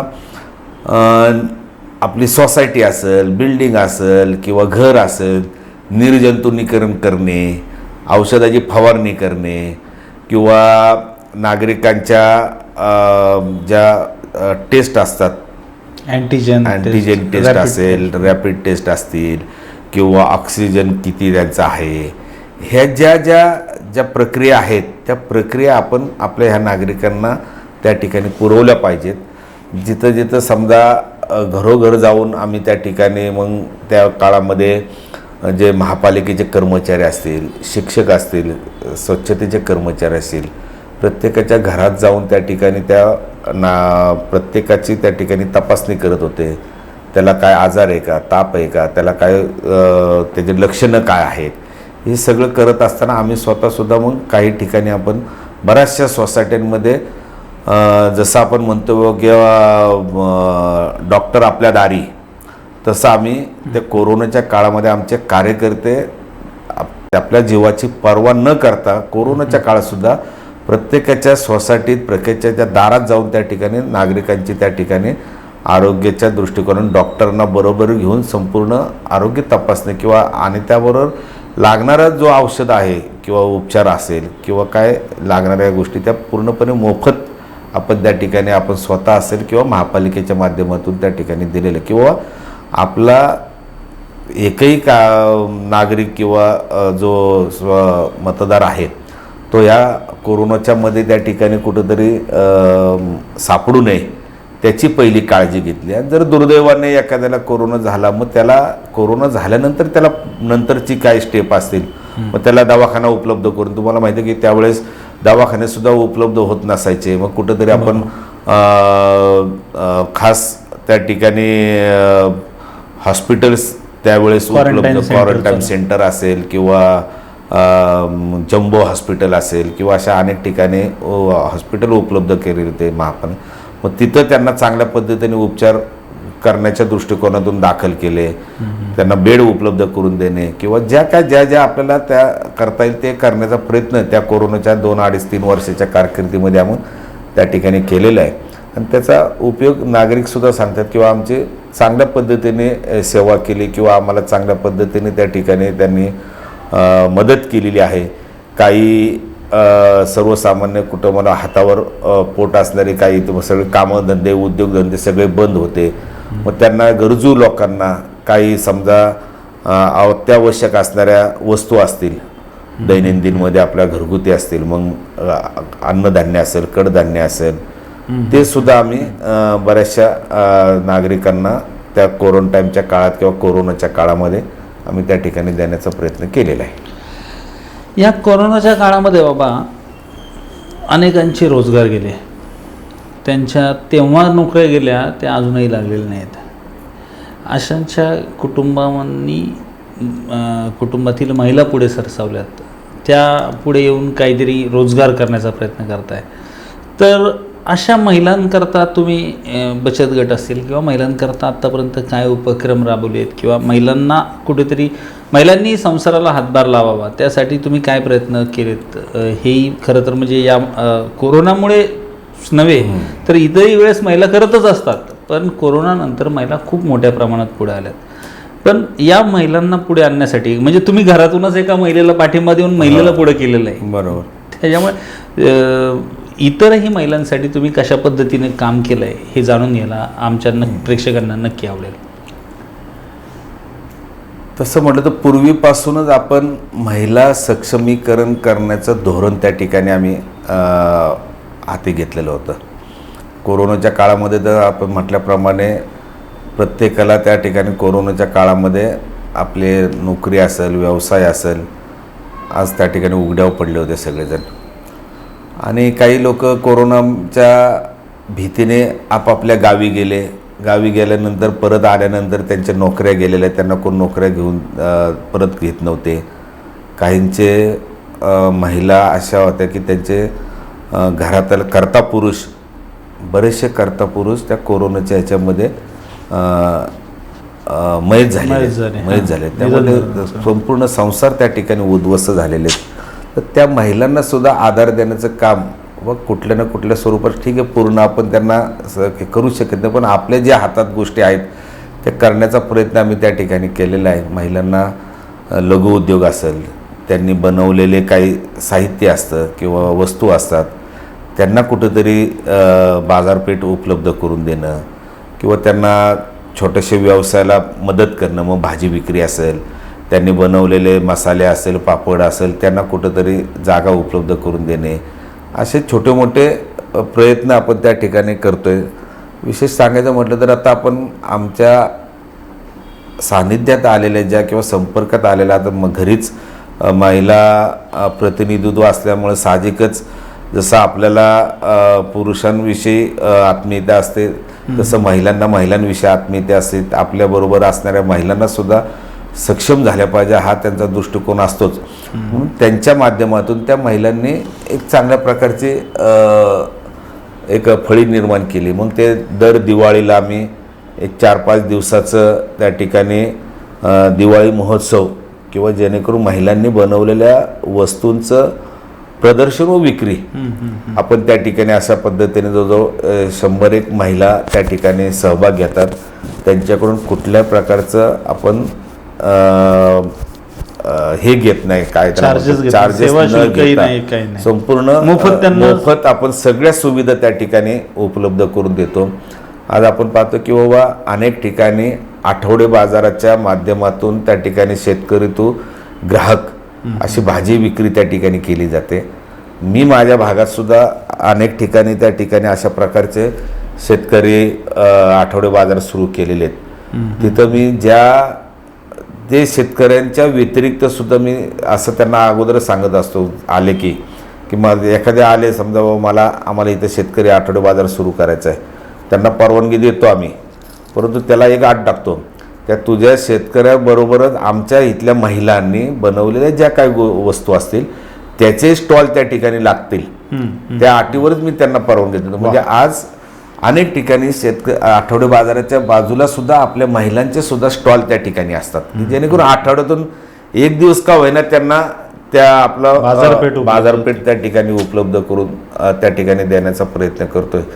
आज आम्ही महिला पुणे महानगरपालिकेचे जे समाज कल्याण विभाग असेल किंवा नागर वस्ती विकास योजना असेल त्यांच्या माध्यमातून अनेक कोर्सेस महिलांसाठी उपलब्ध आहेत मोफतमध्ये. मग घरगुती वस्तू तयार करणे, मग मसाले असेल, विविध प्रकारचे पीठ असतील, लोणचे असतील, किंवा आता तुम्ही पाहत असाल आमचं रोज काही ना काहीतरी महिलांविषयक अनेक त्या ठिकाणी उपक्रम चालू आहेत. ते सुद्धा कोर्सेस आपण महिलांना मोफत त्या ठिकाणी रांगोळी असेल किंवा मेहंदीचे कोर्स, जेणेकरून स्वतःला उपयोग होईल आणि परत त्याच्यातून आपल्याला उत्पन्नसुद्धा त्या ठिकाणी महिला त्या ठिकाणी मिळू शकतील. एक छोटा लघु उद्योग त्या ठिकाणी सुरू करू शकतात. अशा प्रकारचं आम्ही त्या ठिकाणी नियोजन त्या ठिकाणी केलेलं आहे आणि आज तागायत ते चांगल्या पद्धतीने चालू आहे. आतापर्यंत एकच खंत आहे आमच्या अजून, किंवा दरवेळेस आम्ही म्हणतो, पण एक ठीक आहे कसं होतं, आपण सगळ्या अपेक्षित धरतो की पूर्ण व्हायला पाहिजेत, पण त्याला कालावधी जातो. किंवा आमची एकच खंत आहे की बाबा ह्या महिलांना एक कुठंतरी कायमस्वरूपी बाजारपेठ, त्यांच्या वस्तूला कायमस्वरूपी बाजारपेठ कशी उपलब्ध करून देता येईल, ती एक आमच्या मनामध्ये खंत राहून गेलेली आहे. ती भविष्याच्या काळामध्ये ओटा त्या ठिकाणी मार्केटची. ओटा मार्केट असेल किंवा महिलांसाठी एक स्वतंत्र काहीतरी मार्केट कसं करता येईल त्याचा आम्ही त्या ठिकाणी प्रयत्न करतोय. म्हणजे एकूणच महिलांसाठी खूप मोठ्या प्रमाणात, म्हणजे आत्तापर्यंत मुलाखत चालू केल्यापासून आपण डेव्हलपमेंट हेच ऐकत आलो आहे. त्यामुळे हे मुद्दे असेच पुढे चालू ठेवायची इच्छा तर आहे, मात्र वेळेचंही भान ठेवलं पाहिजे. पण याच्यामध्ये पुरुषांसाठी झालं, मुलांसाठी झालं, तरुणांसाठी झालं, महिलांसाठी झालं, सगळ्या समाजासाठी झालं. पण एक समाज असा आहे ज्याला उपेक्षित म्हणून पाहिलं जातं, ज्यांच्याकडे प्रेमाने पाहिलं पाहिजे, आदराने पाहिलं पाहिजे, असं आता वारंवार बोललं जाते. अशा तृतीयपंथीय समाजासाठी आपल्या डोळ्यामध्ये काही विजन आहे का? त्यांच्यासाठी आपण काही उपक्रम, कार्यक्रम राबवलेत का? काय सांगाल? खरं आहे की तृतीय पंथीयांसाठी खरं तर आपण प्रत्येकजण, समाजातील प्रत्येक घटक त्यांच्याकडे एक वेगळ्या नजरेने आपण पाहतो. ते समोर जरी आपल्या आले, आज आपण पाहतो की बाबा वाईट वाटतं की आपण प्रत्येक चौकात असेल, सिग्नलला आपण थांबलो की ते लोक येतात किंवा त्यांना आता शेवटी पर्याय नाही, निसर्गाने किंवा दैवाने त्यांच्यावरती वेळ आली, ते काय ते स्वतःहून किंवा असं काय नाही. पण ते अशा परिस्थितीत त्यांना सामोरं जात असताना मी एकदा आपल्या वारजे कर्वेनगर भागातील अशा सगळ्या तृतीयपंथीयांना एक ठिकाणी बोलवलं. एक कर्वे समाज संस्था आहे कर्वेनगरची, तिथल्या त्या संस्थेला बोलवून आपण त्यांच्यासाठी एक कार्यशाळा घेतली, शिबिर घेतलं. त्यांच्या अडचणी जाणून घेतल्या की तुम्हाला नेमकी बाबा काय अडचणी येतात किंवा तुम्हाला ह्या तुमचा उदरनिर्वाह हे करण्यासाठी काय अपेक्षित आहे आमच्याकडून.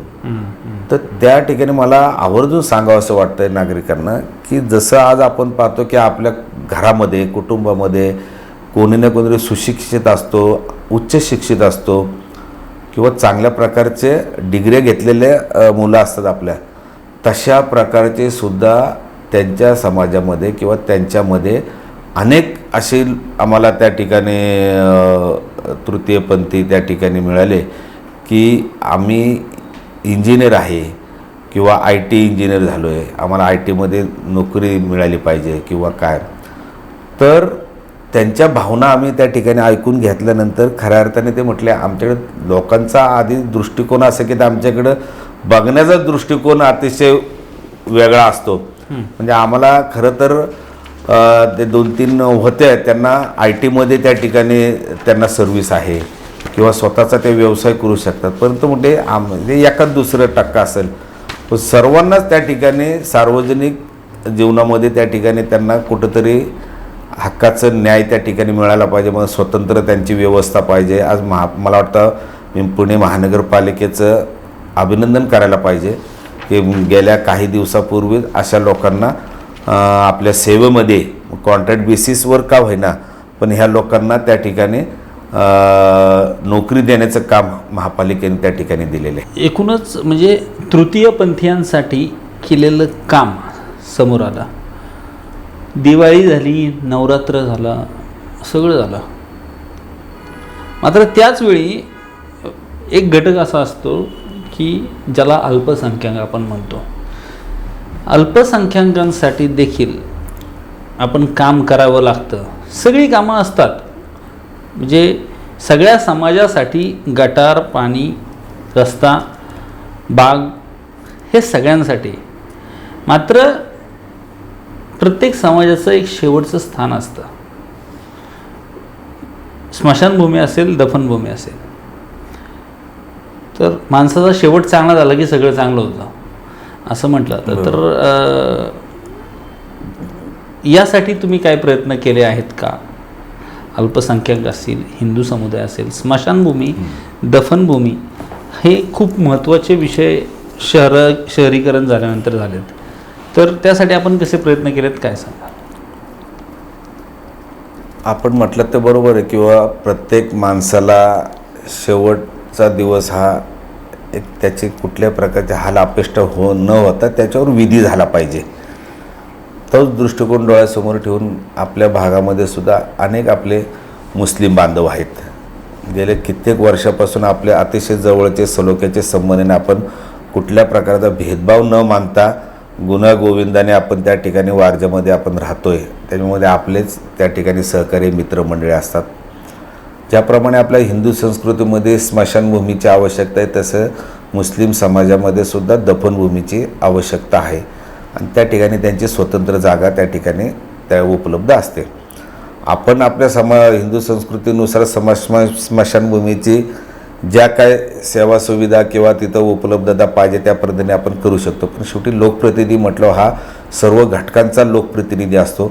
त्याला कुठल्या प्रकारचा समाज धर्म जात पंथ हा त्या ठिकाणी पाहावा लागत नाही. तो एक माणुसकीच्या दृष्टिकोनातून सर्वांनी युक्त त्या ठिकाणी त्यांनी पाहिलं पाहिजे आणि हाच दृष्टिकोन डोळ्यासमोर ठेवून आम्ही आपल्या वारजे येथील जी स्मशान दफनभूमी आहे मुस्लिम समाजाची आणि लिंगायत समाजाची आणि मला वाटतं गोसावी समाजाची, बरोबर, त्या ठिकाणी तिथं शेवटचा विधी हा दफन करून त्या ठिकाणी केला जातो.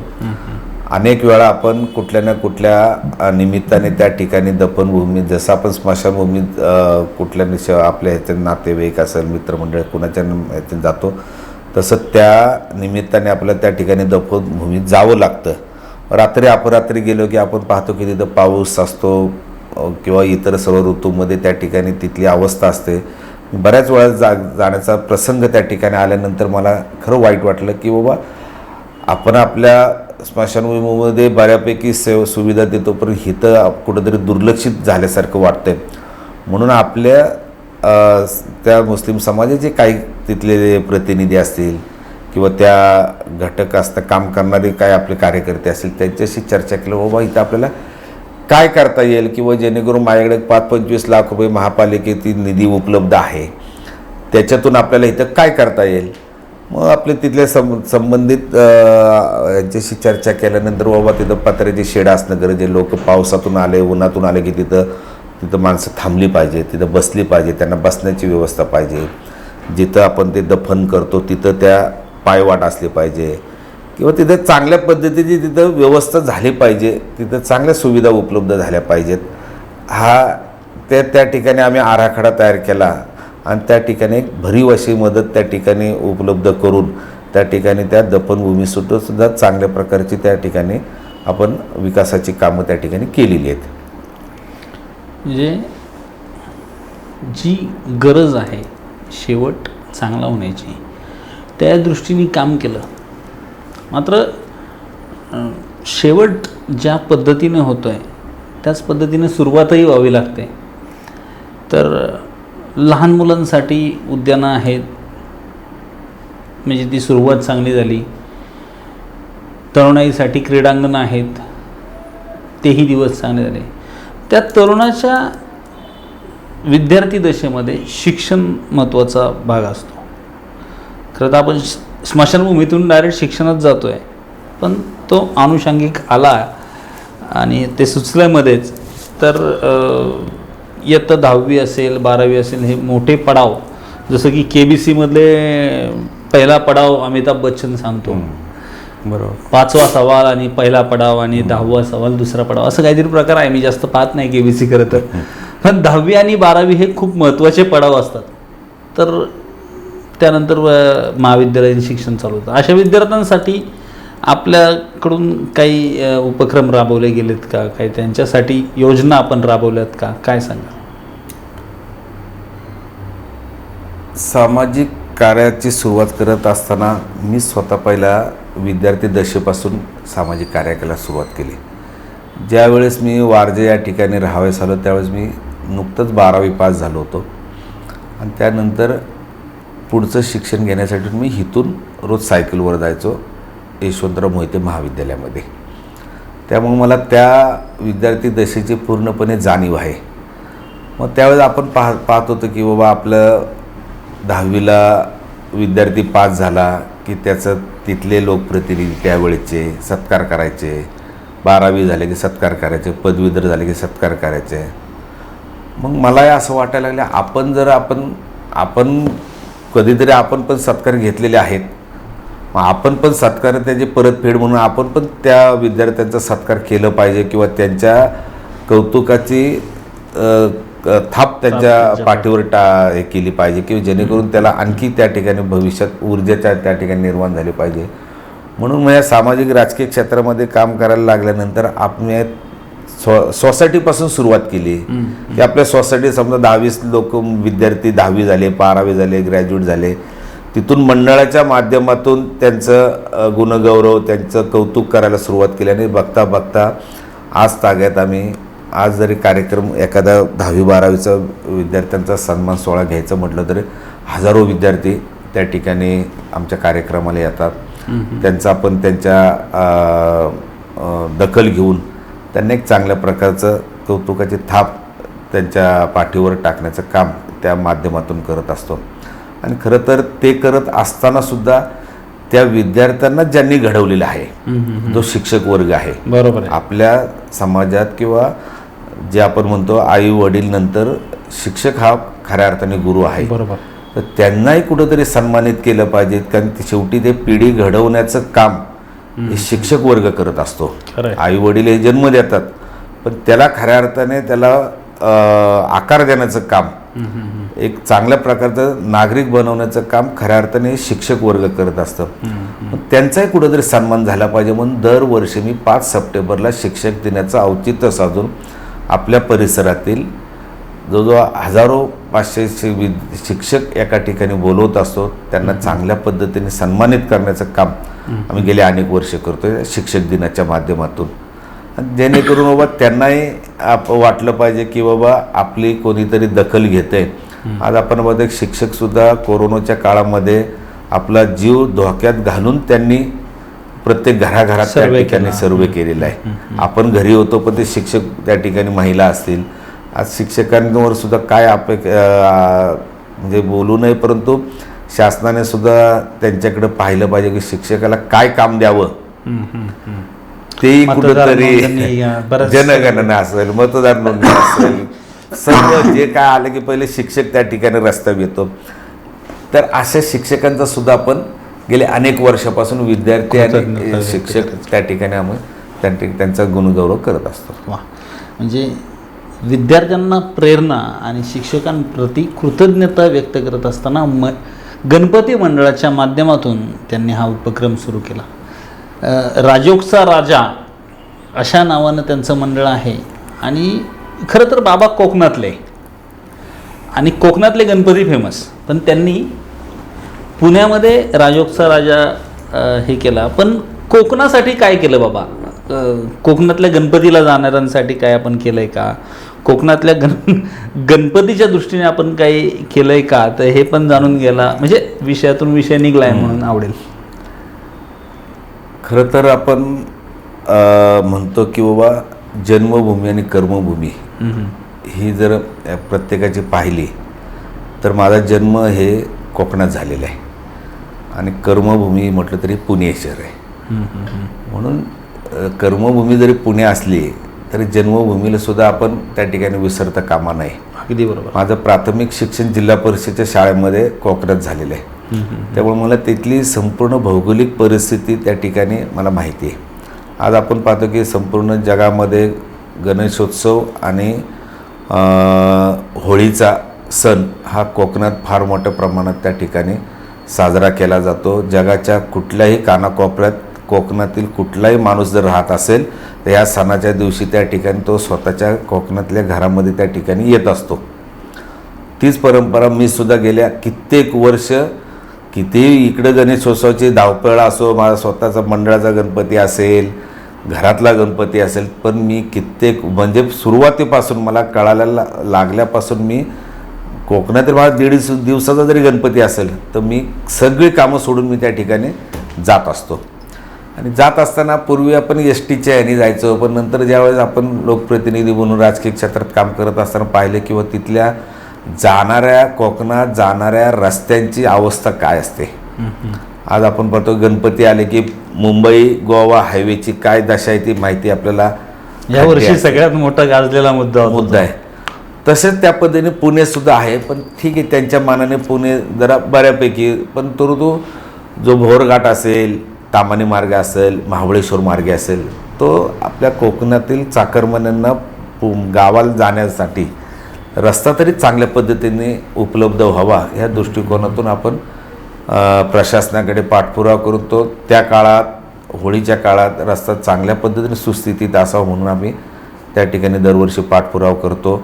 जसं मी या ठिकाणी शिक्षक असतील, विद्यार्थी त्यांचे गुणगौरव असतो, तसंच मी दरवर्षी मी ज्या शाळेत शिकलो गावात, त्या शाळेतील सुद्धा तिथले जे शिक्षक असतील, विद्यार्थी असतील, त्यांचा त्याच पद्धतीने इथं जसा सन्मान करतो तसा तिथंही सन्मान करतो. तिथल्या शाळेला लागणाऱ्या ज्या काही गोष्टी असतील, काही साहित्य असेल, आता जसं आता मी ज्यावेळेस शिक्षण मंडळावर अध्यक्ष गेलो त्यावेळेस मला इथं आपण बघतो तर लर्निंग स्कूल असेल, LCD माध्यमातून त्या ठिकाणी मुलांना शिक्षण दिलं. मी तसंच शिक्षण माझ्या शाळेतील विद्यार्थ्यांना मिळावं त्या दृष्टीने सुद्धा मी त्या शाळेमध्ये तशा प्रकारचे लर्निंगच्या माध्यमातून त्या ठिकाणी सुविधा देण्याचं काम त्या ठिकाणी आजतागत करतो मी. क्या बात आहे. म्हणजे जन्मभूमीला देखील विसरू नये.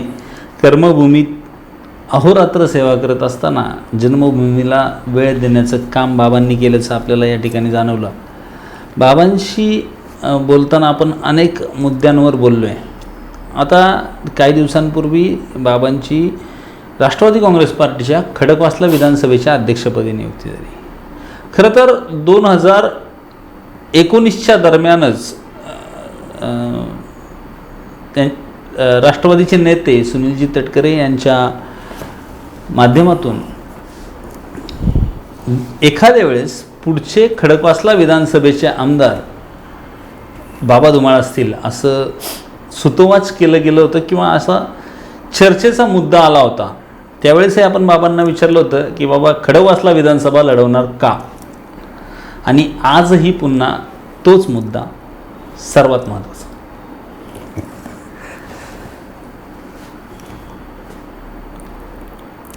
राजकीय क्षेत्रात काम करणाऱ्या व्यक्तीला प्रत्येकाची महत्त्वाकांक्षा असते की बाबा सुरुवातीला ग्रामपंचायत सदस्य झाला की त्याला वाटतं आपण सरपंच व्हावं, उपसरपंच व्हावं. ती पायरी पार केल्यानंतर वाटतं मग चला पंचायत समिती सदस्य व्हावं, नंतर त्याला वाटतं जिल्हा परिषद सदस्य व्हावं. महापालिकेचा विचार केला की बाबा आपण नगरसेवक व्हावं. नगरसेवक झाले किंवा महानगरपालिकेत चांगल्या प्रकारचं एखादं महत्त्वाचं पद त्या ठिकाणी आपल्याला मिळावं. त्या अपेक्षा वाढत जातात आणि अपेक्षा का धरू नये ना, कुठे काहीतरी बाबा नागरिकांचा किंवा सर्वांगीण विकास करायचा म्हटलं तर आपल्या हातात सुद्धा कुठल्या तरी चांगल्या प्रकारचं महत्त्वाचं पदसुद्धा असणं अतिशय महत्त्वाचं आहे. शेवटी पदाशिवाय आपली कामं पण मार्गी लागत नाहीत, त्याचपर्यंतचा मला अनुभव आहे. आज जवळपास 25 वर्ष राजकीय क्षेत्रामध्ये आम्ही या ठिकाणी आमचं संपूर्ण कुटुंब काम करतो आहे. अनेक पदं भूषवलेले, अनेक विकासाची कामंसुद्धा त्या ठिकाणी केलेली तुम्ही हा संपूर्ण आलेख पाहताय. आता राष्ट्रवादी सुरुवातच माझी 1999 ज्यावेळेस राष्ट्रवादी काँग्रेस पार्टीची स्थापना झाली तिथपासून मी राष्ट्रवादी काँग्रेस पार्टीचंच काम पाहतोय आणि आज तागायत राष्ट्रवादी काँग्रेस पार्टीचंच नगरसेवक म्हणून त्या ठिकाणी आम्ही काम केलेलं आहे. आत्तासुद्धा मला गेल्या 8 महिन्याभरापूर्वी राष्ट्रवादी काँग्रेस पार्टीचं खडकवासला विधानसभा मतदारसंघाचं अध्यक्षपद त्या ठिकाणी पक्षाने दिलेली. ह्याच्या अगोदरसुद्धा पक्षाने बऱ्याचशा त्या ठिकाणी जबाबदाऱ्या दिलेल्या आहेत. त्या जबाबदार मग शहरावरची असेल, प्रदेशवर असेल, त्याही मी प्रामाणिकपणे त्या ठिकाणी पार पाडलेल्या आहेत. अनेक विधानसभा निवडणुका झाल्या, लोकसभा निवडणुका झाल्या, त्या दरम्यानच्या काळामध्ये ज्या ज्या जबाबदाऱ्या दिल्या त्यासुद्धा आम्ही त्या ठिकाणी प्रामाणिकपणे आपल्या पक्षाचा उमेदवार कसा निवडून येईल त्या दृष्टिकोनातून काम पाहिलेले आहे. प्रामाणिकपणे जी जबाबदारी दिली. मग आता ठीक आहे, नगरसेवक म्हणून 20-25 वर्ष आपण काम पाहतोय. आपल्याला अपेक्षा असते ना बाबा ठीक आहे, तर आता कुठंतरी पुढच्या टप्प्यावर कुठंतरी जावं. जर पक्षाने संधी समजा दिली, पक्षश्रेष्ठींनी म्हटले बाबा ही विधानसभा आपण त्या ठिकाणी लढवावी, तर कुणाला नाही म्हणणं शक्य नाही ना. आज आपण क्षेत्रात काम करतोय म्हटलं पुढं जर तशा प्रकारची संधी चालून आली पक्षाने जर तसे प्रकारचे, आता आम्ही तर दरवेळेस इच्छुक राहतोच. बरोबर. मागच्या 2 विधानसभा निवडणुकीमध्ये इच्छुकांचे ज्यावेळेस मागणी होते किंवा तुम्ही अर्ज करा कोण इच्छुक आहे, तर आपण इच्छुक म्हणून त्या ठिकाणी प्रत्येक वेळेस नाव देत असतो, आपला अहवाल देत असतो कामाचा. तशापर्यंत दरवेळेस देतच असतो. आता तशा प्रकारची जर झाले तर साहजिकच ती संधी जर दिली तर 100% त्या ठिकाणी आपण त्याचा पूर्णपणे विचार करून पक्षासाठी किंवा पक्षादेश म्हणून त्या ठिकाणी मानण्याचा त्या ठिकाणी प्रामाणिक म्हणून प्रयत्न करू. बाबांनी पूर्णतः तयारी दर्शवलेली आहे, किंबहुना यापूर्वी पण तयारी होतीच. त्यामुळे बाबांनी तर खडकवासला विधानसभा मतदारसंघामध्ये उमेदवारीचा शड्डू ठोकलाय असं म्हणायला हरकत नाही. आत्तापर्यंत आपण अनेक विकास कामांचा हा आलेख ऐकला आहे. कुठलाही गाजावाजा न करता मुंगीच्या पावलाने किंवा कासव गतीने म्हणा, ससा कासवाची शर्यत असताना मोठा गाजावाजा करत धावत सुटण्यापेक्षा कासवाच्या गतीने केलेली ही विकास कामं ही शर्यत जिंकण्यापर्यंत पोचवताना दिसत आहेत. तर ही कामांचा आलेख बघितला आपण तर किती प्रमाणात कामं केली आहेत, किती कामं केली आहेत या पूर्ण मुलाखतीला जर आपण व्यवस्थित पाहिलं असेल तर तुमच्या लक्षात येईल. आणि एवढी कामं झाली मात्र त्याची चर्चा कमी झाली हे तुमच्या नक्कीच लक्षात आलं असेल. हे करत असताना आता या सगळ्याला एक महत्त्वाचा टच असतो, तो म्हणजे साहित्य. म्हणजे सगळ्याचं तर झालंच, पण पुस्तकाशिवाय काहीच होत नाही. आणि शालेय जीवनानंतर जी सामान्य ज्ञानाची पुस्तकं वाचली जातात, साहित्य ज्याला म्हणतो आपण, कविता असतील, साहित्य क्षेत्राशी संबंधित एक साहित्य कट्टा बाबांनी चालू केला आहे. खरं तर त्याविषयी या अगोदरच प्रश्न विचारणं अपेक्षित होतं, पण तो ओघाओघात आला नाही. ही चूक जरी आमची असली तरी तो मुद्दाच निसटलेला नाही आहे. हा मुद्दा आपण घेतो आहे आणि साहित्यासाठी आणि साहित्यिकांसाठी आपण काय कार्य केलं बाबा सांगा. पुणे महानगरपालिकेमध्ये एक असा एक विभाग आहे की मराठी भाषा संवर्धन समिती म्हणून एक त्या ठिकाणी एक विभाग आहे. त्या मराठी भाषा संवर्धन समितीच्या माध्यमातून पुणे शहरामध्ये जिथं जिथं महानगरपालिकेची उद्यानं आहेत किंवा सार्वजनिक क्षेत्र आहे त्या ठिकाणी तिथले स्थानिक जे काही साहित्यिक असतात त्या साहित्यिकांना एकत्रित करून एक साहित्यिक कट्ट्याच्या माध्यमातून नागरिकांना साहित्यिक विषयक प्रचार आणि प्रसार करण्याचं माध्यम म्हणून साहित्यिक कट्टा त्या ठिकाणी कार्यान्वित आहे. आणि मला हे समजल्यानंतर आज आपण पाहतो की आपला भागसुद्धा बरेचसे साहित्यिक आपल्या भागामध्ये आहेत. साहित्यिक आहेत, वाचक आहेत, कवी आहेत. साहित्याशी निगडीत असणारा बराचसा वर्ग आपल्या या परिसरामध्ये असल्याने मलाही उत्सुकता वाटली की आपण हे सगळ्याच ह्याच्यामध्ये आपण काम करतो आहे, तर ह्याही घटकाला आपण कुठंतरी न्याय दिला पाहिजे, चांगल्या प्रकारचं एक व्यासपीठ निर्माण करून दिलं पाहिजे. म्हणून मी गेल्या 5-6 वर्षापूर्वी साहित्यिक कट्टा वारजे या नावाने एक कट्टा सुरू केला. अनेक साहित्यिक त्या ठिकाणी त्याला आम्हाला जोडले गेले. साहित्यिक कट्ट्याच्या माध्यमातून कवी संमेलन असतील, विविध स्पर्धा असतील, मग कथाच्या स्पर्धा असतील, कवीच्या स्पर्धा असतील, कवितांच्या स्पर्धा असतील. आमच्या साहित्यिक कट्ट्यावर जे समाविष्ट झालेले काय नवोदित कलाकार असतील, नवोदित कवी असतील, नवोदित लेखक असतील, त्यांनी जी छोटी छोटी पुस्तकं काही लिहिलेली आहेत ते पुस्तकांचं प्रकाशनसुद्धा आम्ही या साहित्यिक कट्ट्याच्या माध्यमातून त्या ठिकाणी केलेली आहेत की जेणेकरून अनेक साहित्यिक असतात किंवा भरमसाठ खर्च त्या ठिकाणी पुस्तक निर्मितीसाठी होतो, मग त्याला कुठेतरी प्रसिद्धी मिळत नाही, मग ते कुठेतरी प्रसिद्धीविनाच ती पुस्तकं पडून राहतात. मग हे साहित्यिक कट्ट्याच्या माध्यमातून अशा कवींना, लेखकांना त्या ठिकाणी आम्ही प्रसिद्धी देतो. त्यांची पुस्तकं नामांकित साहित्यिकांच्या हस्ते किंवा प्रतिष्ठित व्यक्तींच्या हस्ते या पुस्तकांचं प्रकाशन करतो, पुस्तकांचं प्रदर्शन करतो. दरवर्षी डिसेंबर महिन्यात आम्ही मोठं ग्रंथ महोत्सव त्या ठिकाणी सुरू केलेले आहे. ते 4-5 दिवसाचं ग्रंथ महोत्सवाच्या निमित्ताने त्या अनेक पुस्तकं त्या ठिकाणी आमच्या साहित्याचे त्या ठिकाणी ठेवली जातात.